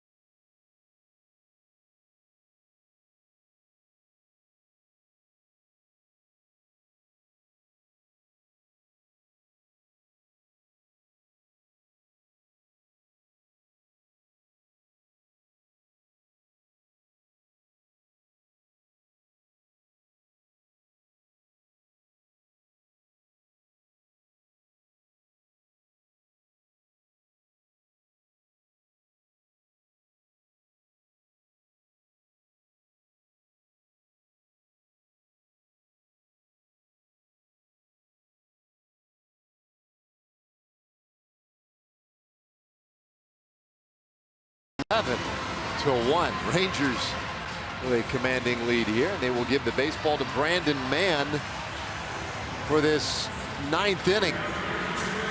Take a look at the pitch arsenal for Mann. The sinker, slider, changeup mix, 92 miles an hour on the fastball. An opportunity here for Brandon. That game where the Rangers gave up the 8-run lead, Brandon had come in, walked a couple of hitters, and got himself into some trouble. So redemption time for the Ranger lefty.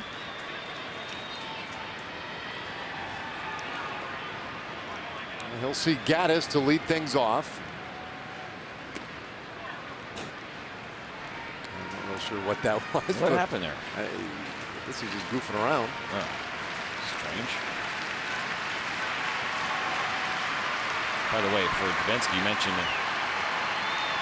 what a bad night this turned out to be for him. He did not retire a hitter, allowed 5 runs. He watched his ERA go from just over 3 when he came in that game.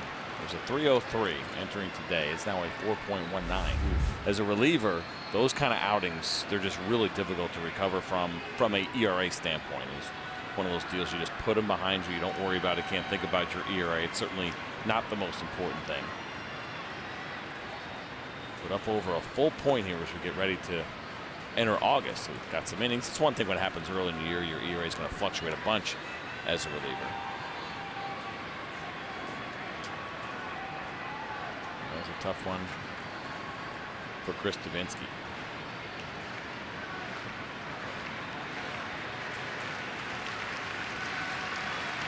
Man's 2-1 pitch. Boy, this ball belted out to left field, but it will go off the facing of the Crawford boxes. Throw goes back towards second base, and Gaddis has a long single to start the bottom of the 9th inning.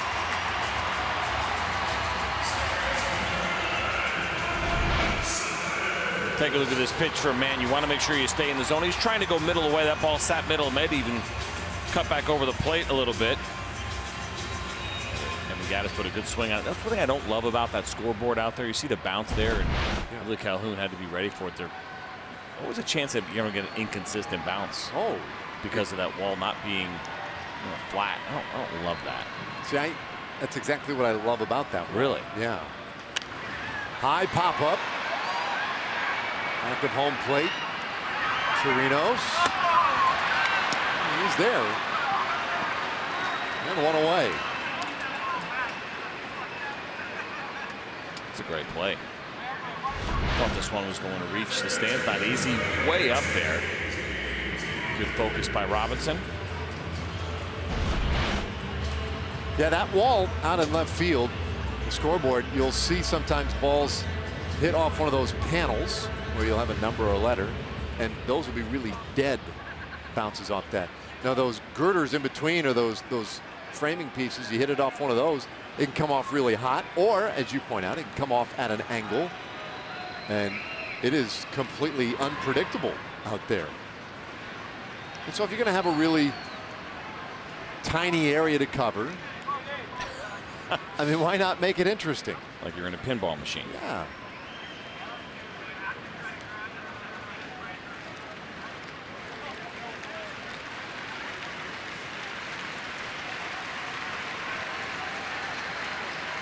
Well, 1 out. J.D. Davis takes a strike.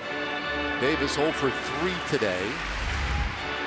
Tonight was just his 2nd start of the year at third base, and we've commented a couple of times he's made some really nice plays over there. Bounced into a double play, though. He's lined out and grounded out.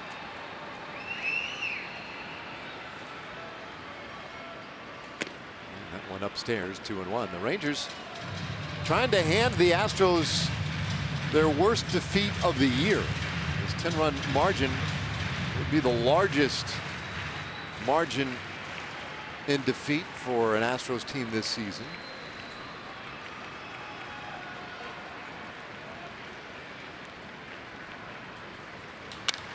Ball hit out to left field. Calhoun will look up. That one is up against the wall. Gaddis into third base, so they'll stop him there. The throw goes back into the middle of the diamond. So second and third with 1 out. Not gonna lie to you, CJ, you can get some really weird bounces off that bullpen area out in left field as well. You hit the bricks, the padding, the fencing. Yeah, there's a lot of quirkiness to this ballpark. Now they got rid of the hill in center field. I thought that was a really good idea. I didn't love that either. But yeah, certainly a decent amount of quirkiness as far as what happens in the outfield. Right field, for the most part, plays relatively straight up. But there's the new replacement. And there's Martin Maldonado pinch hitting. And he swings and misses. So Maldonado traded from the Angels to the Astros yesterday. This is his Astros debut. He had some success against the Rangers while in an Angels uniform earlier this year. It's 0-2. I always wonder about that, how much that plays into it, where a team watches a player come through, beat up your own club a little bit, and you think, I really like that guy, regardless of what he does around the rest of the league. We know he's a really good catcher, but for guys that have good runs offensively, so I got to get that guy. Or whether it's a pitcher, this guy always pitches well against us. We'd love to have an opportunity to acquire him at some point.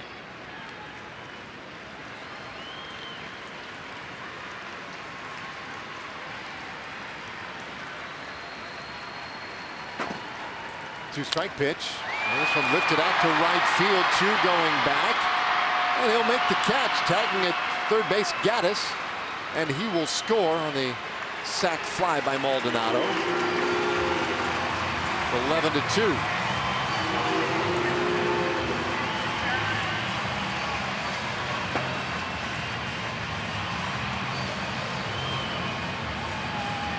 But 2 away.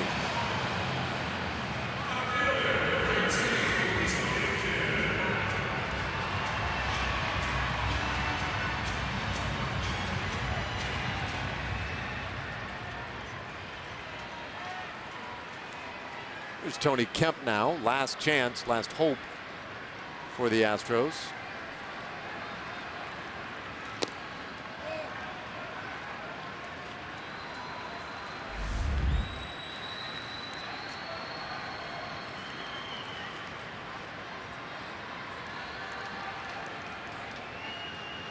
Well, the Astros got the solo home run of the 7th inning by Gaddis. He scores on the sac fly, so he scored both their runs. A very quiet night for a Houston team. Came in 30 games over 500. They have scored 2 runs on 6 hits. While the Rangers kind of went gonzo offensively today. 11 runs on 15 hits. There's a strike, 2-1. I like seeing this kind of game for the Rangers. It was a rough series against the A's. They came in and swept Texas in a 4-game series in Arlington, and then you think, okay, well, schedule's going to get a little bit tougher here. We talked about it in our open. You got to come face the Astros. You got to come face the Arizona Diamondbacks, contenders. So to kick this road trip off with what is looking like a really strong victory here. We still got one more out to get, of course. I want to jump ahead, but the showing that the Rangers have had this evening is certainly an encouraging one.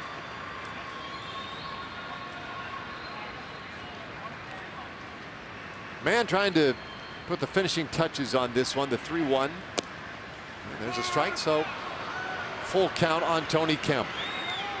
Giovanni Gallardo, 5 1/3 scoreless today, gave up just 2 hits. Cody Guerin hitting in 2/3 in relief. Eddie Butler made his Rangers debut, and now Man.